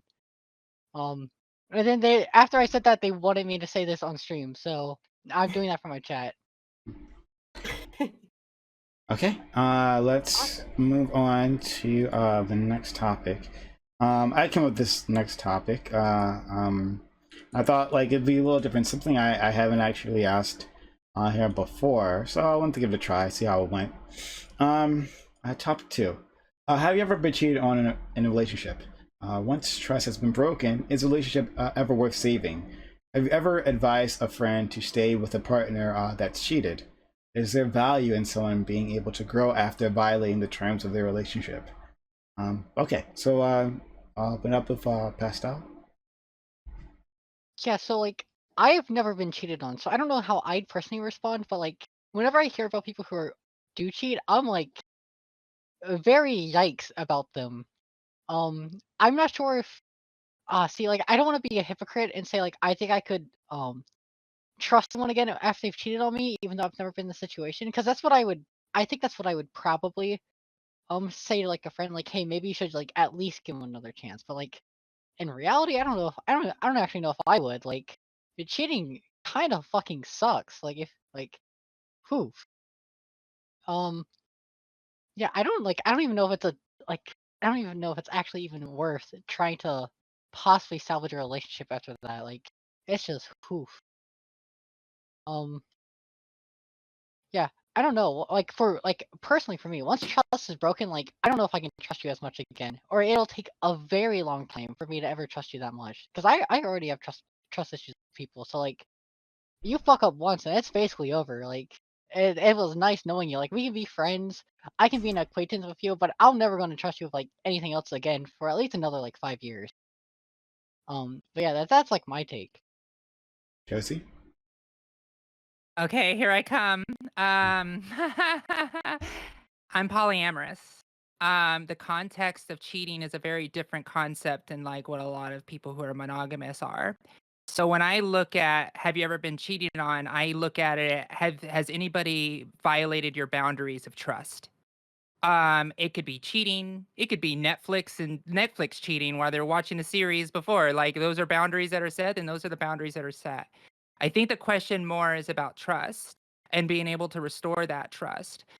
Because I think that a lot of times, like cheating in a relationship is seen as like the highest sin of a relationship when there are so many other things. Because jealousy is an emotion, right? Just like anger is an emotion, just like a lot of different things that we deal with are emotions. And we have to be able to deal with our emotions, including jealousy, including being able to be honest with the fact that over 50% of the marriages ended divorce. Well, a lot of times that's probably a non-monogamous person with a monogamous person. And we need to be able to teach people more about ethical non-monogamy as a whole instead of trying to put this giant weight because it's heteronormativity. It's heteronormative, right? That you're supposed to find one person, you're supposed to live in the society, find the one. And we're fed that fairy tale that we're supposed to find the one. And so when I go to the next question, have I ever been cheated on in a relationship? Yes, in a polyamorous relationship I was cheated on because they violated my trust and they went and did something that we didn't talk about. There was no boundaries set. There was boundaries set and they broke them, right? That's just what happened. Would once trust is broken, can a relationship be worth saving? I don't know. It depends on the relationship because sometimes yes, sometimes no. So have I ever advised a friend to stay with the partner that has cheated? Sometimes yes, sometimes no. Sometimes the relationships are super toxic and you're just like, hey, this person's trash. Like you should probably just not be with this person because they're violating your trust like that. Or they may be in a 15-year marriage with a bunch of children, small young children, and then you're just like, well, maybe there's a way you can do some trust building, maybe redo the boundaries, maybe you can open up a relationship. There's a lot of different things that you can do to try to rebuild that trust. So it depends on the circumstance. And is there value in someone being able to grow after violating terms in a relationship? Again, sometimes yes, sometimes no. Sometimes some things can be violated in such a way that people just feel not connected to it anymore. It's just like, you know what? You violated my trust. This isn't okay. And I just can never see you in the same light again. Okay, time to move on. So I think there's a lot of yes, no here, but I just wanted to color in the context that as a polyamorous person, the way that I look at cheating in like a way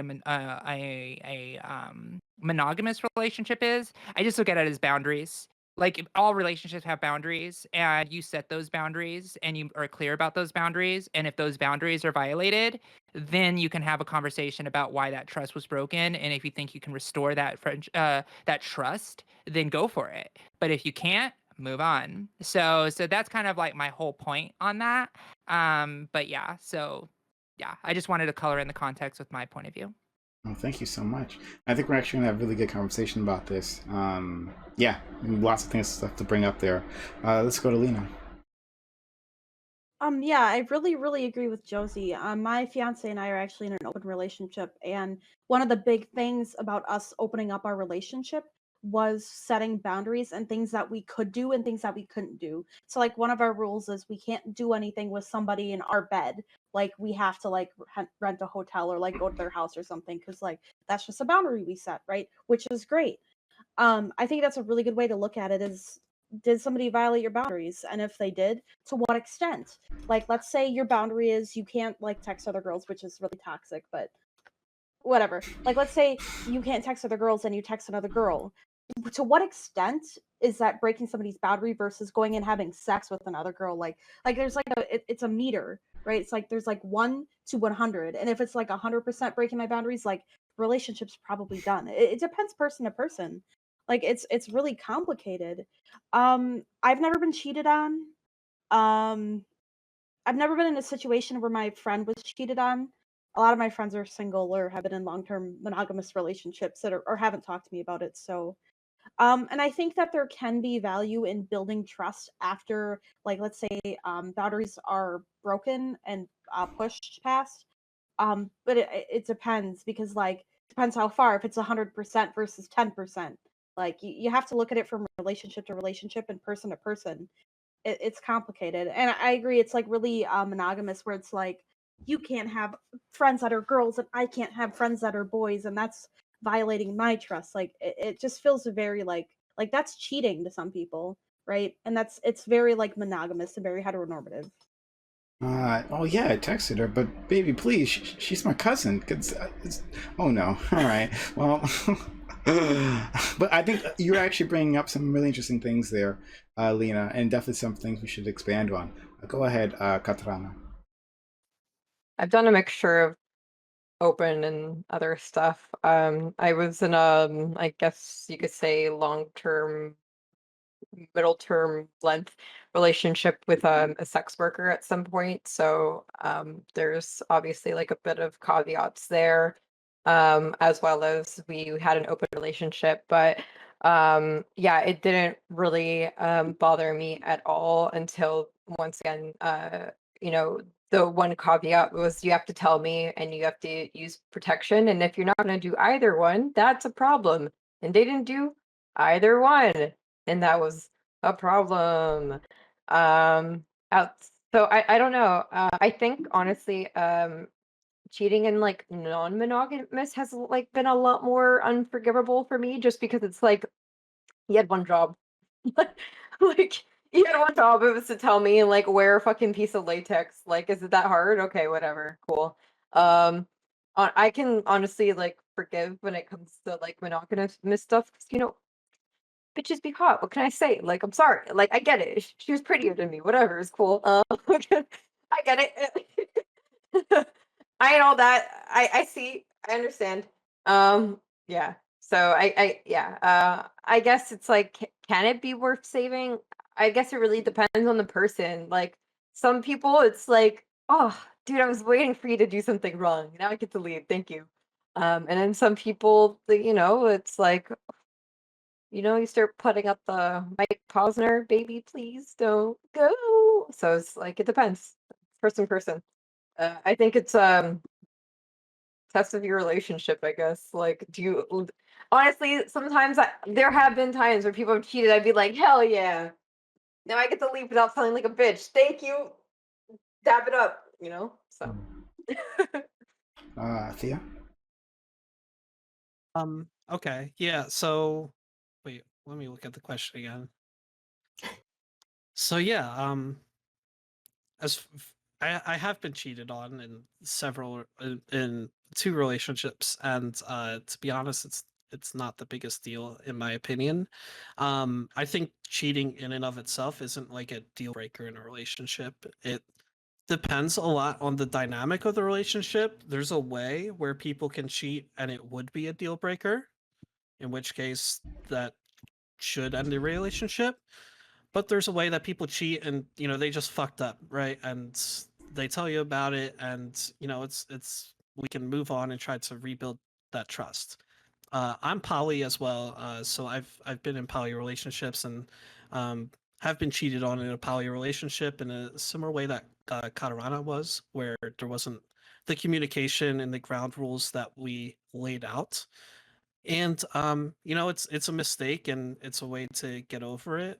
But I think, depending on the relationship, I have a friend who uh cheated on his girlfriend back in college, and this like took up 3 months of my life where I kept talking to him about how, like, dude, it's not cool. You should tell her about it and try to get over it. And he did tell her about it. She came to me and asked if she should stay with him, and I said yeah. And they're married now, like 8 years later. So it's not exactly the deal breaker that a lot of people think it is. It's just you have to grow and learn how to communicate in your relationship. Thanks so much, Red Charlotte. Called me old-fashioned, but I was raised to serve my wife. I clean the dishes and I cook her food. I do whatever she says because she's my wife and she makes the rules around the house. She owns me. I am her property. If she ever cheats on me, it's because I was lacking. All right. Uh, no, but like for real, like I've never met a person who has cheated on someone. I don't know if this is correlation causation or I've never met a person who's cheated on someone who isn't a huge piece of shit, right? It's like only bad people cheat. It's really weird. I don't know if there's it's indicative of something, not being able to, keep promises or whatever. But like, I think it's really hard, like 99% of the time, to rebuild trust from that because it's such like a fundamental breaking of trust. Um, I've seen what it's done to people. I haven't experienced it myself, but it's extremely traumatizing. It can literally destroy someone's like trust for life. Like it will like literally destroy them as a person. It's like it's a psychological assault. It's horrible. If you don't want to be in a relationship with someone, break up with them. But I can see in some very niche circumstances where like it would be worse to leave them than to stay with them. Uh, which in those cases, sure, you could probably like do something for your kids or whatever. But even for that, when you brought that up, most of the time it's better to like be separate and still be in the kid's life than be in a household which could potentially devolve into an abusive one, which is what usually happens. Maddie. I mean, so I've considered this a lot. I've never cheated. I've been cheated on, and in the cases where I was cheated on, it was usually like the straw that broke the camel's back. Like there were other issues in the relationship that kind of then made it easy for me to make the decision that like we need to break up. This isn't working.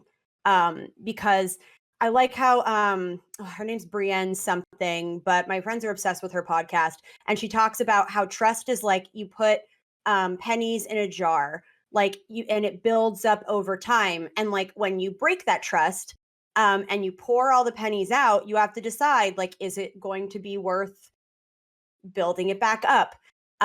Because at the end of the day, what cheating represents is a dissolution of trust. So a violation of trust, a lack of communication, and essentially like violating the boundaries that all of you have set out or have established for your relationship. So I'm not poly. I'm in a monogamous relationship with my fiance of nearly 4 years.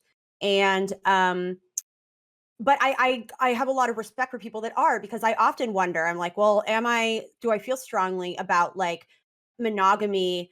Is that rooted in like insecurity?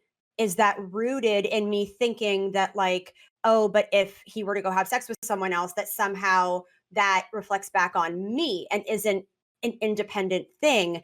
So like that's something I also think about a lot. And I think, but even with that, at the end of the day, it comes down to having good communication and establishing trust, and having that trust be like explicitly based on boundaries and being on the same page about those boundaries, and maybe not making the assumption that they know where you're coming from and vice versa without having discussed it.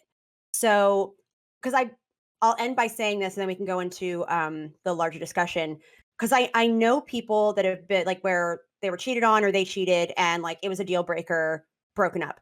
I also know people who where one of the partners cheated, but they collected like as a pair, as a partner, decided to work it out and are now going strong and doing wonderfully. So I don't necessarily think I can paint with broad strokes and say it's always a deal breaker.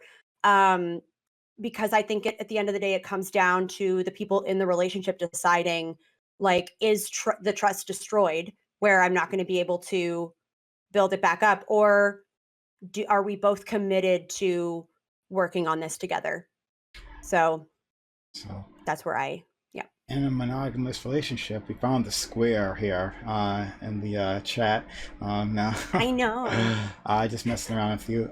But I'm not cool. No, no, Maddie's great. No, Maddie's always a pleasure. Cool. But so old-fashioned. I'm not surprised that there's some people who have tried non-monogamous relationships. We're gonna let this space, so it's completely it's completely to be expected. I myself have also been in a non-monogamous relationship, and I think I really like what Maddie had to say there in the end, because I feel like in the end, uh, it all comes down to the same thing. It's trust. Joseph did a really good job of framing that, right? In terms of trust, and like a violation of that, rather than necessarily like swapping fluids to someone, right? Like it's like these are the terms of our relationship, and you've stepped outside of that, right? And now that that's happened, well, what comes next, right? Is this relationship salvageable? I think, and I think a part of it comes with like there's so much of it. There's just like so much of it, right? But I thought one interesting aspect that Lena brought up, talking about like those texts, right? Not being able to text a woman, right, or a man, or whatever, right? Not being able to text someone else because you feel that somehow it's somehow problematic, right, for a loved one to do. I feel like in that situation, that's more saying about like the person. Like that's like if it was my girlfriend said it to me, I think it says more about my girlfriend than of me, right? That sounds like a person who has been hurt in the past by another person who's been dishonest with her in a relationship, and that requiring some sort of level of control. Well, of course, like if I see you texting another woman, well, then that's indicative of something going on, right? Why would you need to be doing that, right? And so it's like, yeah, again, going off of what Lena was talking about, like there's like a meter, right? Like what actually is a relationship breaker, right? What should be a relationship breaker, right? Because there could be something that could break a relationship, but should it have? Like, is it that one person did wrong, right? Or is it like, for instance, texting someone, or is that the person who was hurt is asking too much? I think there's so many moving pieces to this, so I think it's really fascinating. All the good things we're bringing up, Lena. I didn't want to say this before because I didn't want to get like jumped on, but I technically have cheated on my fiance. It wasn't like a super big thing. Basically, when I moved to Missouri, I lived in Missouri for a half a year. We had just started dating, and I was super depressed. And I ended up doing some things with somebody online, whatever, right? Which sucks. And I didn't tell them until I moved back. And I wish I had told them earlier, right? But like for me, for us personally, they were like, okay, you told me, it happened. There's nothing we can do about it now. Let's move on from it. And let's just be honest with each other from now on and all that stuff. And I feel like a part of that was also like what Josie and I were talking about before, like the comp pet or comp monogamy, things like that. Compulsory monogamy. I should use the full word. Like things like that too. Like now I've realized that I'm kind of poly. Like I don't really like just having one person, things like that. So I think like maybe letting people explore themselves now or more, and allowing like non-monogamous relationships, whether that's poly or open relationships or partially open or whatever fits your relationship. I think that would help with cheating a lot, because I feel like I might be projecting here, but I feel like a lot of people cheat because they're non-monogamous and they don't realize it. Like I feel like that's huge, because I feel like especially, I'm sorry, I'm rambling. Like how like the man's like, I'm locked down by my relationship and I can't have fun anymore. It's like it doesn't have to be that way. You can The set old good ball and boundaries with your chain. partner. Yes, the ball and chain. Like, You oh, can sorry, you found a girl that wants to fuck you. Like, True. Yeah, but like if we lived in a society Thank that you was for more apologizing. But go ahead. You're welcome. accepting, if we lived in a society that was more accepting of non-monogamous relationships, I feel like people would be able to express themselves better and not feel like they need to cheat. Because I don't feel like people cheat specifically to hurt their partner. I feel like there's other things going on there. Do you know what I mean? It's either like there's just a lot of temptation and someone's not satisfied with some element, or they like really fucking hate their partner so It's much. a lack of communication. Yeah. Oh, Lack of like communication. I've dated people where I'm like, "Ugh, I don't want to be here. But then it's also like, but the rent's in both of our names. And like those have been the situations in which I've been like, hey, You have pulse, right? Call me? Okay, I cool. Like, Also like I can't tell you how many women I know, especially when I lived in New York, where like they were in a shit relationship where they're being disrespected, whatever. But they were like, oh, but our lease is up in like 2 months. So if I can just tough it out, then like and then just make it to that, then I can go and like find a new place. But like right now, and it fucking makes me so mad when that's the case. Cause like, you know, if you're in a shit relationship, you should be able to get out of it. But that's like another conversation for a different time. But like, yeah, Lena, I wanted before I know I jumped in. I think it's really brave to be able to admit that like, yeah, I made a mistake, but like we worked through it. And now we're like going strong and trust, we were able to build up trust again. Cause I think, you know, I know married couples that went through that where one of them cheated and they had to sort of come to an understanding and be like, is this something we want to work on? Is this salvageable? And they decided, you know what? Yes. And we're both committed to it. And while we're committed to it, like, I think what's another really important thing for that partner, especially if they've been cheated on, is like, if you're going to commit to it, like, that means going through the motions to work on your communication, on building trust, but also not hanging it over the person's head if they're doing the work, because that means that you truly haven't move past it. And that's really, really hard, especially if you were hurt. So, but I think you're proof that like it's absolutely possible to move beyond it. And also like it's good to dispel the idea that like everyone who cheats is like a terrible person, because that's not the reality. There are plenty of shitty people that cheat. There are plenty of shitty people that don't cheat. There's plenty of really good people who for a multitude of reasons made a mistake and shouldn't have that held over their head forever, especially if they are committed to like rebuilding trust and changing and acknowledging like, hey, I fucked up. I'm reading something that is like blowing my mind right now. It's a YouGov poll from 2020. So this is recent. 1/3 of Americans say their ideal relationship is non-monogamous, and compared from baby boomers to Gen X to millennial, it's gone from so the percentage of people who are on some level like want or are in who want like a non-monogamous relationship. 25%, 30%, and then 43% with millennials. And I can't even imagine what Gen Z like people. Oh God. This is like really blowing my mind right now. Like people are really more non-monogamous than I thought. This is like really shows you that like society is really good at telling you like this is how things ought to be, and then you have this conception that this is what everyone thinks, and this is actually not what anyone thinks. Also, the same poll, men really ain't shit. 23% of American men have cheated on their partner. Holy shit. Are you serious? What the fuck? Compared to 13% for women. Get the fuck. I've Check Get it said yourself, together, men. men. Get it What the together. fuck? I'm sorry. Misandry hour.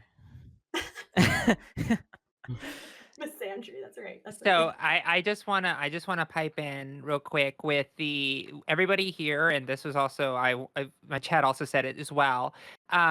Should read the Ethical Slut.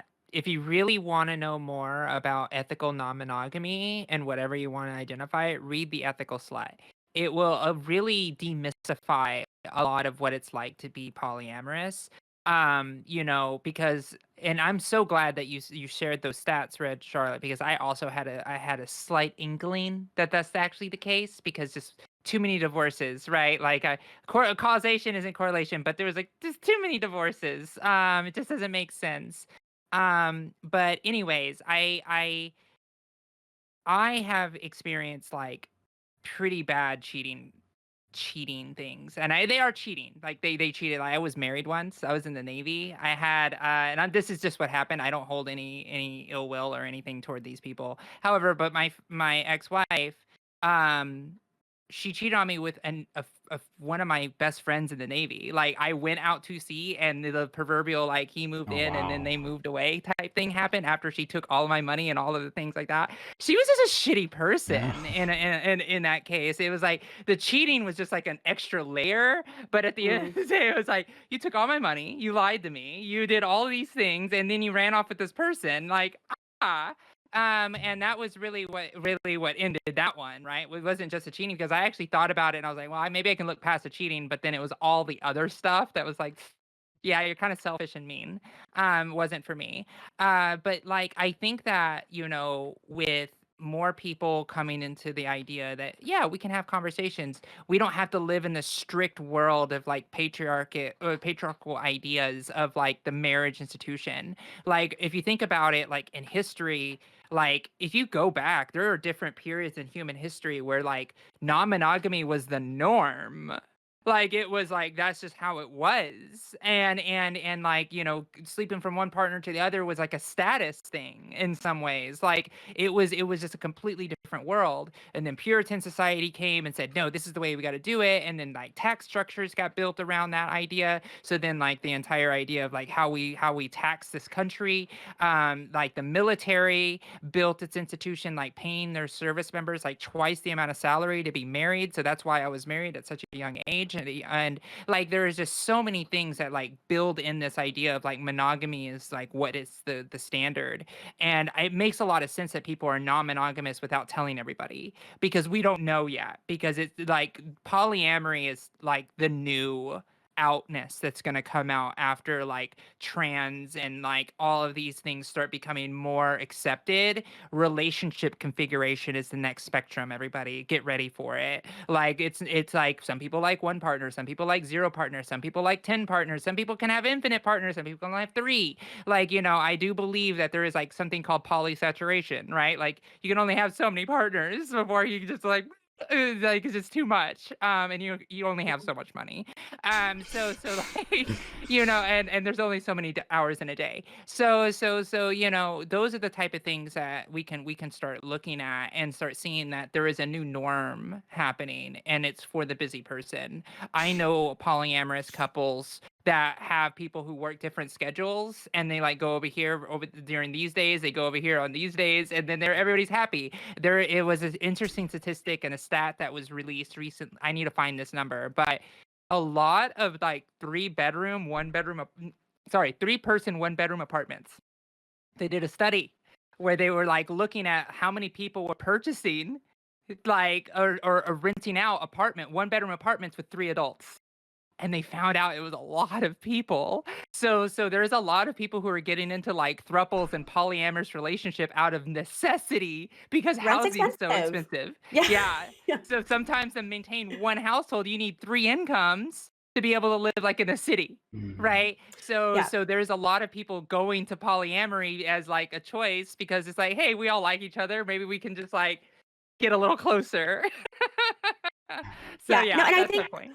it's interesting that you bring up the historical stuff too, though, because one important thing to remember is that polyamory, or like being with multiple people, was really primarily only available to men having like multiple partners. It wasn't that, and that's not to say, because there were matriarchal societies, but they are fewer and further between than where like it was totally okay for men to have like multiple partners, but women weren't allotted the same luxury, if you want to call it that. So I think, because again, like I have friends who are poly. I have friends who have been in a committed throuple for like 6 years, and they're great, and like they have open communication, and it's wonderful, and like it works for them. So I think I see a lot of value in validating like quote non-traditional relationship structures, especially when it's between consenting adults, where it's a healthy relationship. And like, I think that is awesome and wonderful. But I also think like, looking back at when they were sort of promoting the nuclear family or other things, like a lot of that is also rooted in like the idea, I mean, there is like a form of slut shaming if a woman wanted to do something similar. So also fighting that stigmatization, I think, will also be effective in sort of socializing these like non-traditional relationship structures as like normal and okay. And it like warms my heart to hear from Red Charlotte that like millennials and presumably Gen Z are a lot more open to it, because I think only good can come from that. And Josie, I agree. I think this is like the next big thing that we're going to see people like pushing for recognition and validation, because at the end of the day, like it's all about what's true to them. and if what's true to them is like being in a kick-ass throuple, then I say go for it. And I'm jealous because you get to split rent 3 ways, and that's bullshit. Because I signing my rent check every month is just depressing as hell. Let's go to Katrana. I think going ahead and like normalizing having these other types of relationships would definitely make it a lot easier for people to be as transparent as possible with what their like needs and wants are. Because I feel like within like the typical monogamous structure, the reason why sometimes cheating can get apparent is because, or sorry, the reason why cheating comes out is because like every once in a while, like you'll be attracted to someone else, and like you won't be able to ever voice it to the person, hey, I'm attracted to somebody, because automatically it's a red flag. They don't want to talk about it. It just makes you like look really fucking sketched, and then like it's a problem. Whereas like with a polyamorous like relationship, you're able to say, hey, like I find this person over there pretty attractive, I'm interested in, and like afterwards you can have a conversation about like what exactly, like what is the utility of it, like what exactly like do you need, do you just want variety, is there something that like I'm not doing, it's like can actually be a conversation rather than right away you just are like, oh, you think that girl's cute, can I see your phone like every day for the rest of the year? um, you know, and I don't think that's really healthy, and I just really feel like I've had um even though it doesn't always go perfect, and like I'm not saying that like polyamory is going to save like everybody's relationship, because sometimes you're just not supposed to be together anyways, but I have been at least able to have like pretty transparent conversations with just like, hey, uh yeah, I'm sleeping over there because I don't like you. You know, uh, there's just been like you're able to at least like say things like a lot more transparently. Like, um, you think washing your hair is a choice, so I don't want to be here right now. LOL. Oh no. Or Oh no. oh, you know, which Katarana, is I'm so sorry. yep. It's very strange. But at least I was able to say, like, I think it's really fucking weird that you don't wash your hair, so I'm gonna like not be here today for a month. Good. Cool? Cool. Good for you, But girl. like Good for those are you. like some conversations you just like can't have at all. Like you can't have any conversations about anything. You can't say that you're feeling like emotionally like you're not getting the emotional stuff that you want. You can't say that you're not getting any of the sensual stuff you want, because everything's just a red flag all the time, and then they have to check your phone, and then they want us to like know your passwords to everything, and then yeah, it's just yeah. 0 to 10 would not recommend. Let's go to Lena. One thing about my fiance and I was that like we never like wanted to like look at each other's phones or like be all snoopy about each other or anything either. Like, their brother and his, I think, girlfriend, they like go through each other's phones every single day, and it is the weirdest shit to me. I'm like, you can't even trust your partner to text other people so much that you have to go through their phone every single day. And I think like that's just so weird. Like I mean, if it works for them, that's fine. But I just feel like that level of trust is so low. Like the bar is like as low as it can go. You can't even like text other people without your significant other reading it. Like I'll read my fiance's text, but it's not like I'm reading because I'm like snooping on them. It's just like, oh, who are you talking to? You know? Or like I don't know. I just that's so weird to me. Like, and I think like maybe allowing like polyamory to be more like a thing, right, would foster a lot more healthier conversations about like sexuality, like romantic feelings and like attractiveness and things like that. Because like I'm gonna be honest, I used to be super right wing. I don't know if any of you know me, but I used to be super right wing, right? And I used to really hate like polyamory. Like I used to think it was disgusting and that everybody did it was a degenerate and things like that, right? And I kind of realized with time I'm like, I just hated it because that's what I wanted. Like that sounds terrible, but that's I mean that's basically what it turned out to be. It was like I hated a lot of things because that's what I wanted and I was like suppressing it. But I was suppressing those things because I was told they were wrong. I was told they were gross. I was told they were degenerate. If we don't tell people these things, they're kind of just like, "Hey, this is cool." Like I always think kids are like the most based things ever. Like they're just the based humans because they're like, "Mommy, Daddy, why are those two men holding hands?" And they're just like, they're just dating, and they're like, "Cool," and they move on with their lives, and they're happy about it. Like, I think if we don't teach kids and people that these things are bad, they just don't care. Right, libertarians be like.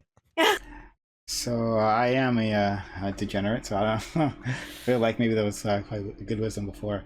No, I think it's actually quite interesting. We had the a mod here previously. I haven't seen him in a long time. I hope they come back. But he was in a throuple. His name was Milton. And 2 men, 1 woman, and they had raised a number of children together in a really happy relationship. And it was great because he was teaching us about like how that all came about. And I thought it was fascinating, especially since, you know, within our society, that particular configuration is what particularly looked down upon. But talking about how they made that work, and the value that each person gets from each other, right? Like the strength that they draw from each other within that throuple, I thought it was really interesting, really touching. But yeah, Josie. So I want to make sure that we talk because I wanted to touch back on the texting thing, right? And oh yes, by the way, there are healthy throuple relationships, right? I want to echo that. That's a beautiful thing when you see it.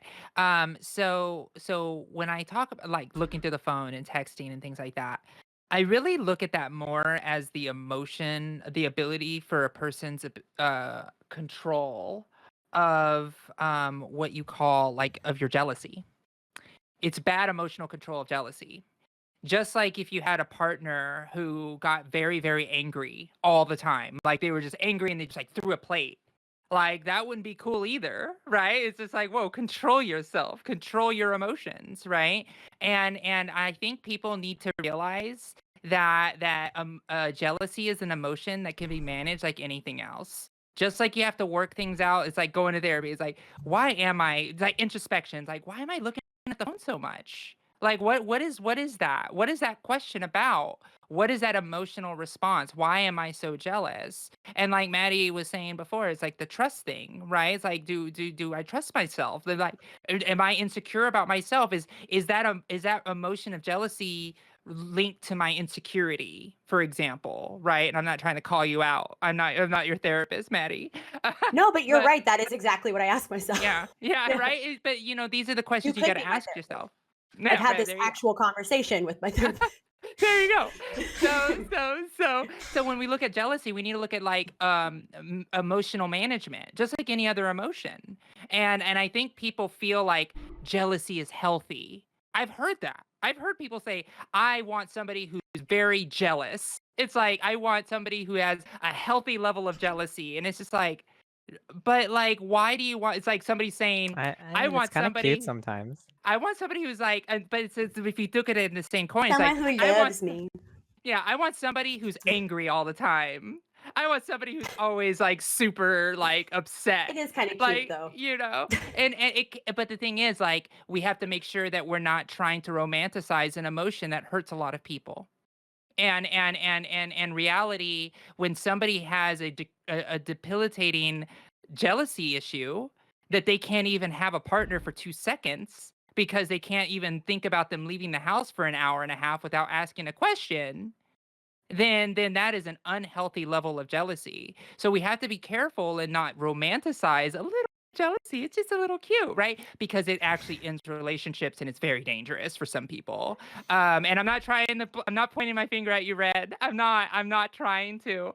But it is something that I look at it as an emotion, and it can be healthy to have emotions. So if you're angry or you're afraid, like those are fear responses. Sometimes those things you can't do anything about it. Like as a polyamorous person, I get jealous sometimes. Are you kidding me? It's a natural emotion that I manage like anything else. If my partner goes on a date, it's like, oh, he went on a date. She's having so much fun without me right now. But it's just like, that's it. Right. And I'm able to manage that emotion and not put anything on that because it's over here. It's inside of me. Right.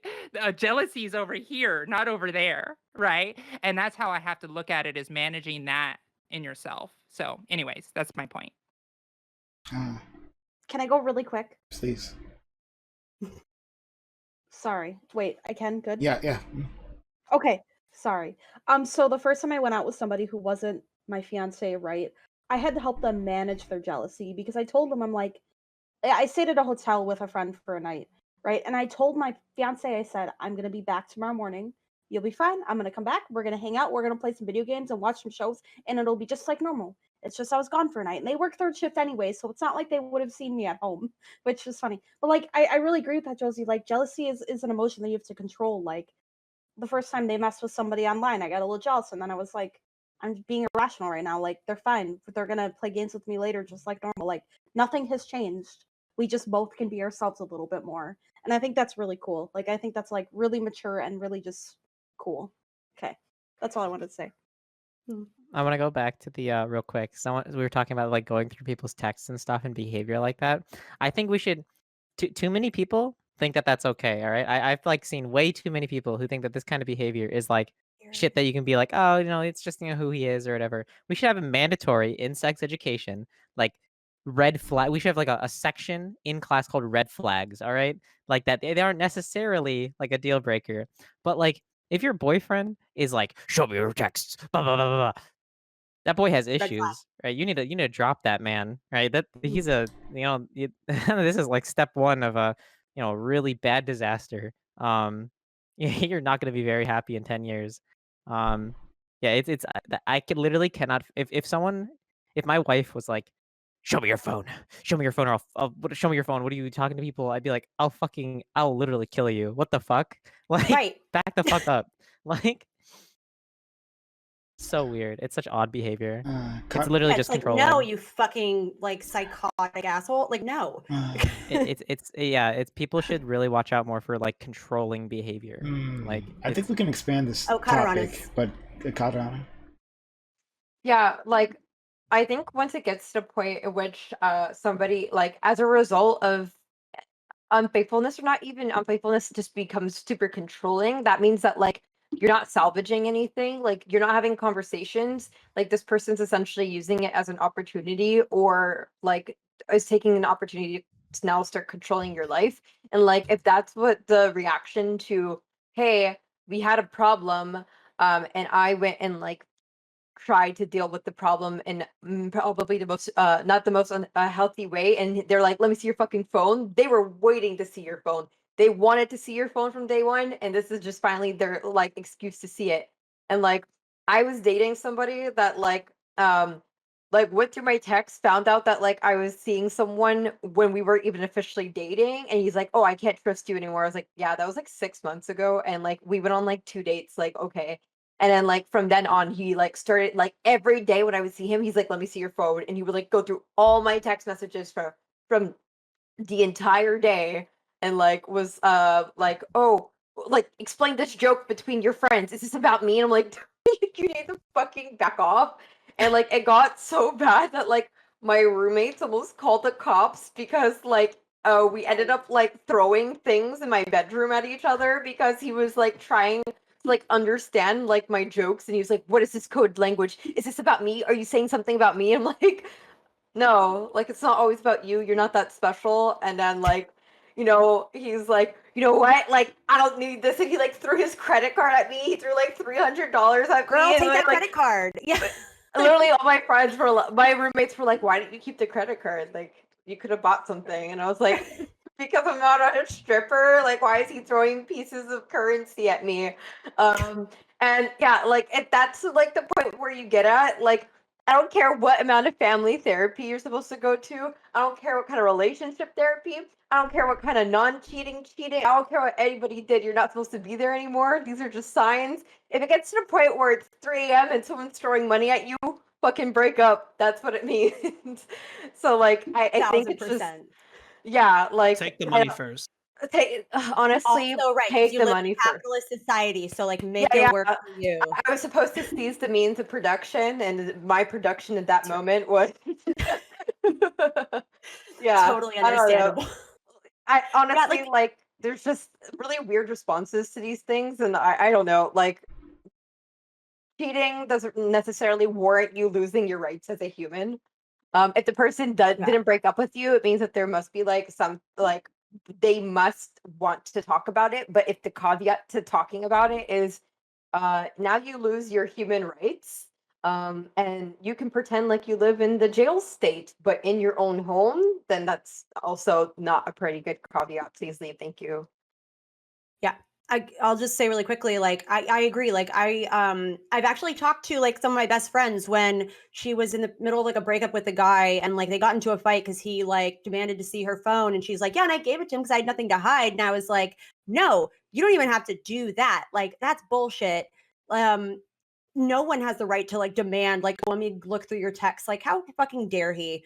I will often give my phone, like if I'm in the shower or I'm driving or something, my fiance, I'll just be like, hey, can you text someone back? But it's because there's trust there where it's like, I feel totally comfortable doing that. But like, if he ever demanded to see my phone or is like, let me see the text, I would have the same reaction as Red Charlotte, where it's just like, no, fuck yourself. Like, no, the fuck you cannot see that. Because like, that the reason someone would ask to see that, that's like a foundation of distrust and suspicion that like if your relationship has that, that to me indicates that you are in an extremely unhealthy relationship without good communication, and maybe is evident of needing to like work on that.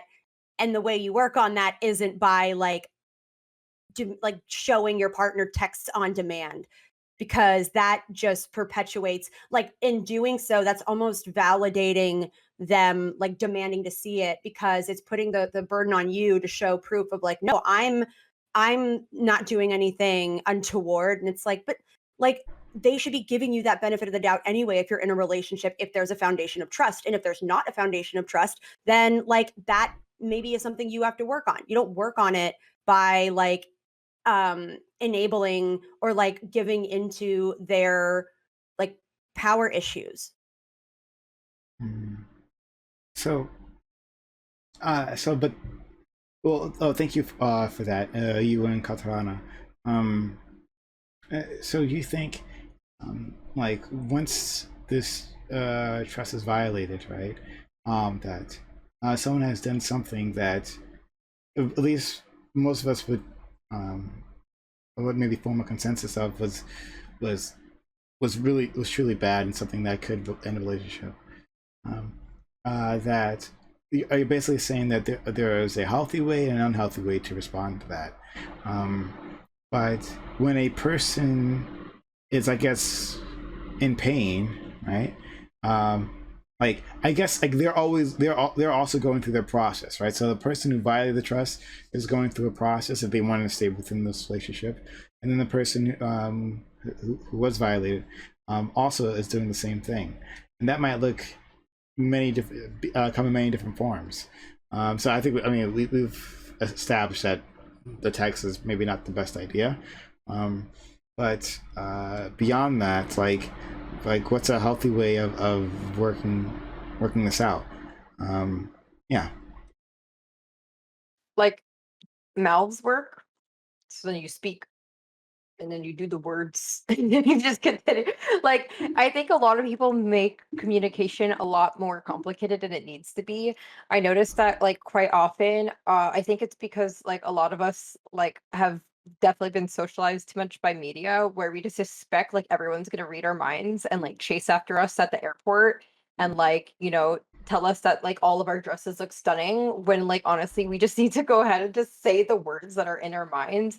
And if like you have a problem of communication, like there's no mind reading, especially when it's getting to the point of like you're trying to reestablish connection. Like you need to say things as plain and simple as possible, because clearly like your mind reading like wasn't working like 10 minutes ago, and it's not going to continue working now. So if you need something to be done as a result of like the situation, or if the person that went ahead and did the cheating needs to go ahead and like talk, then like this is the time. Because like yeah, clearly there's already something going on with like the way that you're speaking. It's not perfect, so like please just like maybe adapt a little bit. I think that also, like, in the heat of a moment, people might not react well to it, and that's fine, and that's normal, that's human, you know. And sometimes you might need a break, you might need some time to yourself to get over it or cool down or vent, vent to a friend or something. But at the end of the day, like Katarana was saying, like you should come back to the table and communicate, and communication is the most important, and that communication should happen in a healthy context. If the communication is happening in this heat of the moment, like huge fight, then it's probably not going to resolve well. Um, but if it's something where you take like a little break and then you come back to it and you guys talk and sit down and have a more calm conversation, that would be ideal. But everybody's going to react to things differently. You have to realize that, and if it's something where whichever side you're on, if the other party is reacting too poorly and it's not okay for you, then it's fine to also get out of that situation. So there's a lot of dynamics that play there, and it's not necessarily as simple as just say what's on your mind, because people are also emotional, and are going to react emotionally, so you have to also consider that dynamic. Totally. Yeah. I think also just like acting with empathy and recognizing that when people are angry and in the moment, I mean, literally, they can measure this at the neurological level, where when you are experiencing like a really extreme emotion, like extreme anger, the center of your brain that governs logic and rationality literally turns off. So like in negotiating, so like I've taken negotiating courses, having worked in marketing, and what they say in a negotiation like training, where if it's getting really heated and people start yelling, that is the worst time to try to negotiate. They tell, like, at that moment they say you should do what's called like going out to the balcony, which means just like separate, have time to calm down, and know that what was said in the heat of the moment at that time was not that person being governed by like rationality. It's literally like their anger overtaking whatever that is. So yeah, recognizing, just having compassion and empathy for people, and realizing that like we all have moments we're not proud of, where we act irrationally, as long as we recognize that. Because I've said stuff like in the heat of the moment that's shitty, but I always try to at least return afterwards when we've had a chance to separate, and then come back together and say, listen, that was not okay. Like, I'm sorry, and not try to caveat it with like, but you were being whatever. It's like, no, just that was not okay. So I agree. And I think that's important. Just like have compassion for people, even in their worst moment. Okay. All right. Well, does anyone else have anything else to say on this? Okay. All right. Well, to my audience, we are going to roll on to our open walk on panel right after this. First, I'm going to give an outro to my amazing guests, and then we'll continue on. So the stream is not ending. We'll have more content for you right after this. No need to go anywhere. We will have more content. We're going to have open panel after this. So, but just going to let these people have an exit. So, Pastel Dallas, thank you for coming through and stopping by. Tell me, what about yourself? Yeah, so I'm a political activist in my area. I stream about politics and policy that's going on.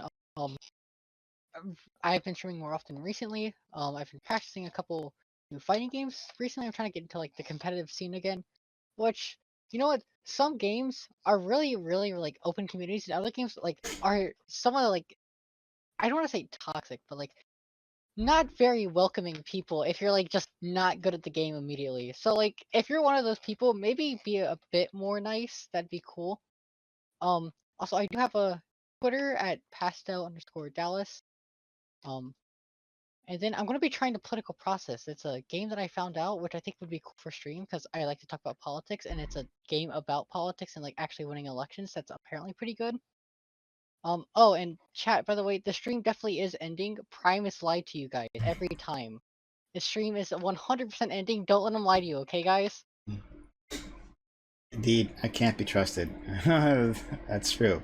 But thank you so much, Pastel. Next, Josie. Josie, thank you so much for coming through. It was really, really fun hearing from you. not only Yeah. with the topics, but in particular, the what we were talking about before the panel was truly fascinating. You do some really interesting stuff. Though Thanks. I wonder if it feels interesting. We're actually like putting together a survey, like the actual mechanics of it all. But one way or the other, it was actually a lot of fun. So I'm really, really happy that you joined us. Please tell the world about yourself. Yeah, absolutely. And if you ever want to have like a dedicated time on your show to actually talk about that more in depth, I'm always more than welcome to do that. That goes out to everybody because I just want to be able to ensure that we spread the information on what good research is. So I'm Josie Rose Caballero. My Twitch channel is Josie Rose C with the letter C, kind of like it is in the square box now. Come here, be a part of the nest. We call the love nest here at Josie Rose's Political Love Nest. So I want to say Pastel is completely right.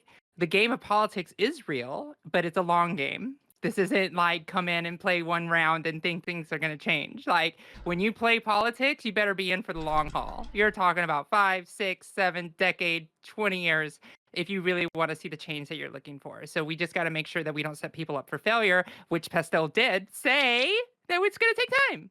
So I love you for saying that, Pastel. I really do, because I think that we set people up to think that this is going to be something that's going to be easy. And I love the fact that you caveat that with the actual praxis and knowledge. So I appreciate that there's another streamer like that here. So I'm really happy that you're here. And sorry that sentence came out jumbled. And also, PrimeCayes, my chat is asking if I can stick around for the open panel. I don't know if that's something that is available. Oh, sure. So if that's the case, I'll go ahead and stick around. So with that, I'll pass it on. Oh, absolutely. Yeah, everyone here is welcome to join. Thank you so much. Yeah, we'd love to have you. Lena Lux, thank you also for stopping by and sharing. Lena, tell a bit about yourself. I'm Lena. I like politics and I like cats and I like music and video games. I do streaming or politics streaming and gaming streaming sometimes combined. I was really big pleasure being on Prime. It was fun to talk about the topics tonight. Yeah, it was really awesome. You can find me on Twitter at LenaLux8. And then you can find me on Twitch the same as my little box thing. So Lena_Lux. Yeah, it was really awesome. Thank you for having me on. Again, sorry for kind of dipping last week, but it's all good now. So Yeah, thanks for stopping by once again. Next, Katrana, who has been part of many of our discussions. We're always ecstatic to have her around. Katrana, thanks for spending time, especially since you're so busy with your studies. But thanks for fitting us in your very busy schedule. No problem. Hello, I'm Katarana again. Because I'm an epic multitasker, I finished 2 assignments while being here on this panel, so it. I will be doing thesis stream later, but because of the first topic, a bunch of guys in my chat want to know more about what it's to take to talk to girls. So I'm going to be having a how to speak to Wimixon conversation right after this. So if any of you guys in any of the channels that are being streamed right now need to just figure out how to like say hello, goodbye, good afternoon, how to get a phone number or something.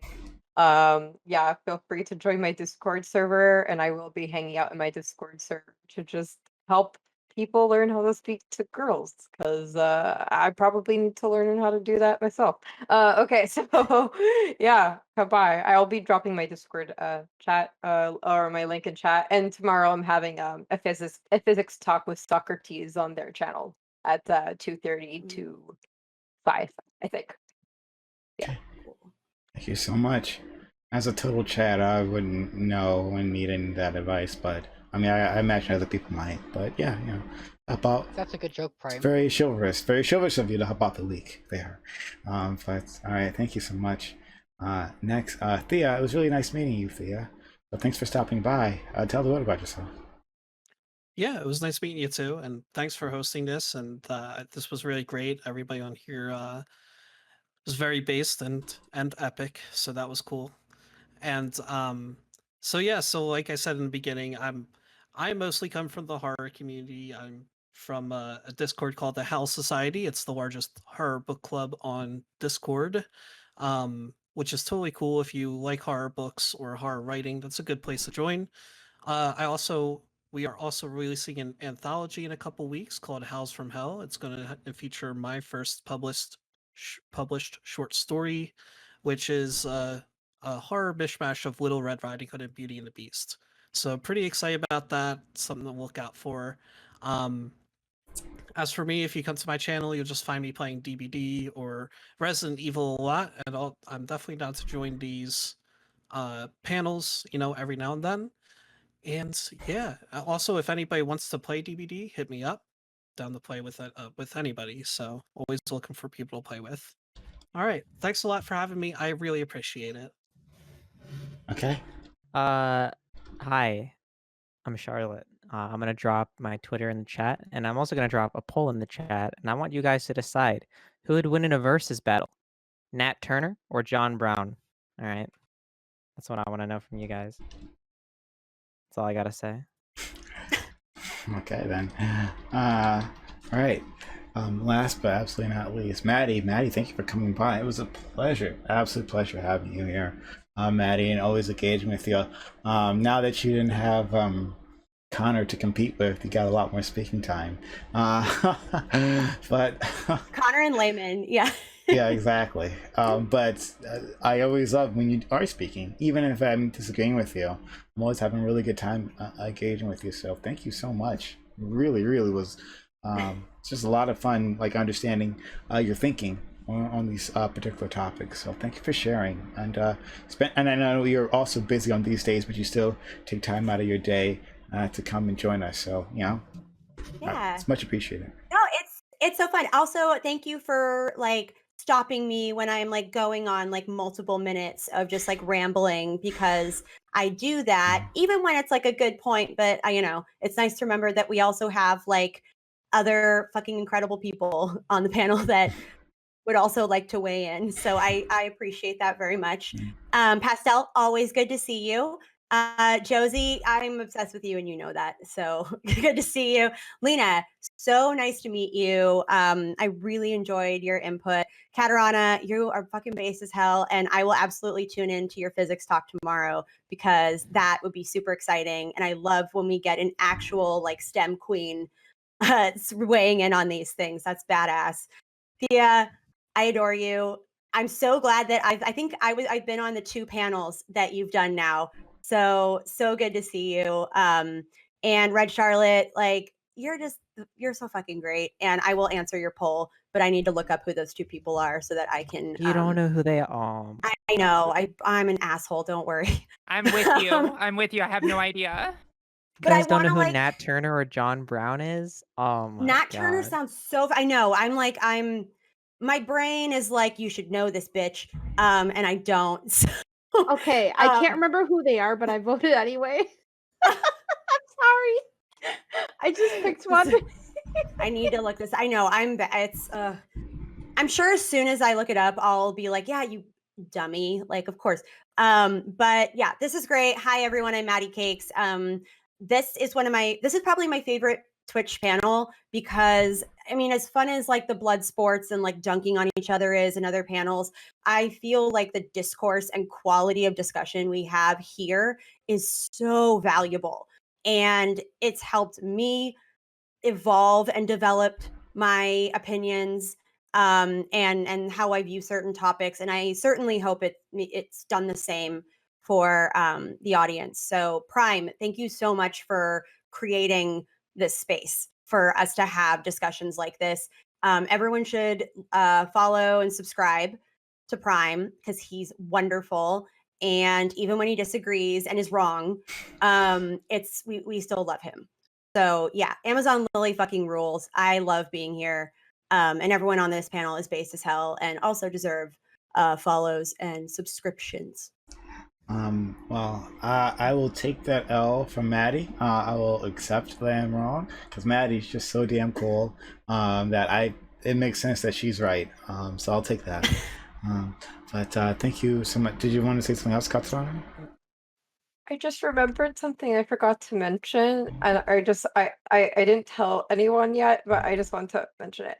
I've been selected officially for the interviews for the top personality of the entire province for undergrads.